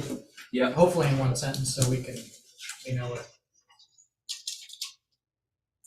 The golf course committee was informed that there was a $100,000 surplus to the 2022-2023 budget for the golf course employees. We'd like to motion to have the board review if this is true and there's really $100,000 left over specifically for employees in the golf course budget, that be used for employees. Dawn, is there a reason why we have this? Is there a reason why we've got this money set aside? Is there well, no, not set aside. So is there $100,000 surplus? Do you know what he's referring to there? I'm assuming, again, I don't know where he heard it, but I'm assuming they probably look at what was expended at the golf course, and what the income was, and they subtracted that and said there's 100,000 there. Yeah, from my sitting here and listening to this is that I know that when I was running staff, I had a certain amount of money for that staff. And if I couldn't get everyone hired or people left early and it took me time to fill those slots, I had money left over that carried over into the next year and was budgeted, as part of the total budget. So there might have been money left over, and I'm not exactly sure the situation this last year in the golf course and personnel. That's a possibility. I know it was in parks, and then it's just carried over. So, and sometimes though, go the other way where we went over budget. So that's what I'm thinking might be the situation. And here's the thing, is if there is a need for employees, CPRD will find the dollars to hire those employees. Is that correct? If it's budgeted, that is correct. If it's not budgeted, we can't hire. Can't we just move money around from here to there? No, you're not allowed. Okay. You must do what the budget says. We have X number of dollars for personnel. You can move personnel costs from one area to another area, but there's a limit to that. There's a percentage point without going back through the budget committee and the whole work. Yeah. So I'm inclined not to take any action on this item. I don't know if there's any other discussion. And then item number 2. The last one was, we'd like the motion of the board for us to be able to receive a report outlining this golf course clubhouse improvement. So you're We asking just for wanna more details as to where the $12,000, We how just many received a rounds of dollar, we golf? just received a dollar amount. Surely someone's tracking. Is there like a spreadsheet or something available? Yes, that- there's a spreadsheet. Kellen put the spreadsheet together. When we were called, we were only asked what the amount was. Okay. And we gave that information. But Kellen puts a report together. Kellen, can you explain that? Yeah, I have a general ledger report that shows those numbers and also shows rounds that are in the activity report that I turn in for the board report each month, so. Okay, so See if we if, get that. I think this is easy. We don't even need a motion on this. It's just, let's go ahead and make that available to the committee so that they see the details there. Kellen, I do have a question. So, so this total ends in a 4, and we're collecting $5 at a time. Is that because we're taking away a percentage for the credit card cost, or how does it? No, we are not, but like with annual pass holders, we charge that fee back when they bought their annual passes in April and May. Okay. And that was a different fee. That wasn't a $5 fee because they're paying their annual pass, so they pay a larger amount of money. So not everything's on a $5 increment. It's not on, so every time you play a round of golf, it is $5. Is that Well, correct? yes, but for the annuals, they paid beforehand, and that was not a 5, like I'm saying, it didn't end in 5 for every situation. Okay. So, and just to clarify, a clarification and a suggestion, the clarification around the $100,000 in the budget, and this would take care of this right now, is I know for a fact there's two open positions, one for mechanic, one for assistant. I know the districts had a difficult time filling those roles based on the feedback I've been given from employees up there. So if there was budget left over, Don, money left over for dedicated to employees, is it possible to move is it possible to designate any of that additional to pay a mechanic more to maybe help get them be more entertaining of a place, or is that not possible? We would be willing to pay a mechanic more money. That's not the issue. The issue is finding a mechanic. Finding one. That's the issue. If we can find one, we'll be glad to do that. But we haven't found one. So you have the freedom to adjust the pay, because I was under the impression that's part of the issue why we can't find a mechanic. No. Is the lack of. No. That's not the issue. We do have X number of dollars that we can spend, but as Jim said, sometimes with part-time and others, there's flexibility there. And if we can do that, we'd be glad to do it. Okay. We haven't found one. And I think these employment issues are very specific to something that staff handles, and I don't think that we should get ourselves kind of involved in that. So. And finally, as a suggestion, as far as the tipping is to help with the research. My one suggestion is, because I know playing Portland public golf courses, City of Portland, etc., they do allow tips on a credit card. They charge it. But my suggestion is, it's as simple. You could look at the ethics, talk to lawyers, but you could also reach out to like Square, any of the Clover, any of those credit card, and be like, what is the breakdown of fees and how does that manage? It's something as simple as that. Again, I think I called Portland. Yeah. Because you brought it up before. I don't know if you know it, but they're not employees of Portland. They are contracted. It's totally different. They're not employees of Portland. They contract out that service. They work for a private individual, not a government. Totally two different things. I totally understand, Don, but just so you know, there's thousands of dollars in cash going through as tips. I think thousands. we've already settled that issue Thank you. to the best of our possible ability. So And we're not opposed to tips. I got you. That's not the issue. As Thank a you. matter of fact, I think the employees have received tips, especially the cart girl stuff. Yeah. But it's cash. We can't run it through our system. It's illegal. And we will get the definitive answer on that in 2 months. If it's possible, we will do it. Okay, next business item is the paddle launch in Dundee. Is that your update? That's him. No. Oh, for sure. I'm not the guy that's doing it. I'm not. As I I'm on the said board. last meeting, it's probably gonna be November. As you well know, we talked about the area there along the river. So we're looking at November. I called the developer and he said it would be November. Are you talking about Dundee then, Don? No, You talking about? I'm talking about Baker Rock. Baker Rock. Rock. Oh, Baker Rock, okay. Yes.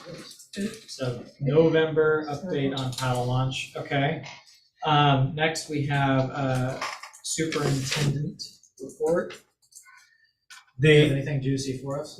Well, first of all, with politics, trails, most surveys say that 70 to 80% of the people support trails and want trails. The interesting thing about that is if you look at Oregon, and if that's true, about 30-something% are Republicans, 30-something% are Democrats, and about 30-something% are independents. If that is true, how do you get to 70%? So to make a statement that all Republicans or conservatives or anti-trail is not true, just as all liberals or Democrats are all for trails. That's not true either. In other words, I think the point that I'm trying to make, politics doesn't really have a place here. It's about what is in the best interest of the community. That's the way we should go. I've heard from other people about statements being made, and I want to encourage people to stop that statement, to stop that idea that there are people who are Republicans or conservative opposed to something. That's not necessarily true. I know that personally. So we need to keep that in mind. The political affiliation has nothing to do with trails. Absolutely nothing. I did talk in your statement about talking with them. I did. You were there. What I told them was Who are we talking about, Don? the Yamhill Trail. Oh, okay. Yes, the Yamhill Trail. What I told them was when we started our processes, like with the golf course, there were people opposed, there were people for it. It was all over the place. We started 92. Basically, after a period of time, if it's a good thing and it benefits the community, most people will go with it. And they were concerned about whether the Yamhill Trail would ever be developed. I stick with that. Because why? I've experienced that. I've seen it. I'm not saying that we ought to go. We did, as directed by the board, I did send a letter to Yamhill County. And what I said in the letter about the Yamhill Trail was we were available if it was necessary. And the county wanted us involved. They never really responded. We didn't respond. And as far as I know, nothing has occurred that I'm aware of. Again, I did what I was directed to do by the board. May I say something here real quick? Yes. So, I agree with everything that I heard from everybody today about trails. I want to build trails for sure. However, I don't want to build trails outside of our district. I don't want to be a part of building those trails. As a matter of fact, I would actually like to simply put the Yamhalis West Sider Trail to bed and simply say, we're not interested in talking about that. We want to talk about trails in our community. That's what I would like to do. I understand, I've been listening to Mr. Hammer and so on throughout the whole time, and our board, the past board and this board has never voted to put money to build a trail using our district's money to build the Yamhalis West Side Trail. I didn't speak up because I was never asked. We were never asked, hey, will you guys finance this trail? And if I was asked, I would say no, because it's not within our district. And I feel that the money within our district should be spent within the district. But a caveat with that said is if we ever had the opportunity to tie into another trail somewhere with our district money and it was close or was right on the border, then I would take a hard look at that. But just to be frank, I think the Yamhalis Trail would be great economically for our county and would be well used. But from a board member standpoint, I can't use Chehalem Park and District Recreation funds personally to fund a trail that's like that, that's outside of our district, just to be clear. The Yamhill group came to this board and they asked them to do a survey. It was made clear that we would do the survey, but we would not spend district money. They funded the survey and reimbursed all. We felt at that time by getting information from the entire county on the trail was important. That was our carrot, and we did it. But we didn't spend one penny from the district on that. They reimbursed us the full amount through their foundation.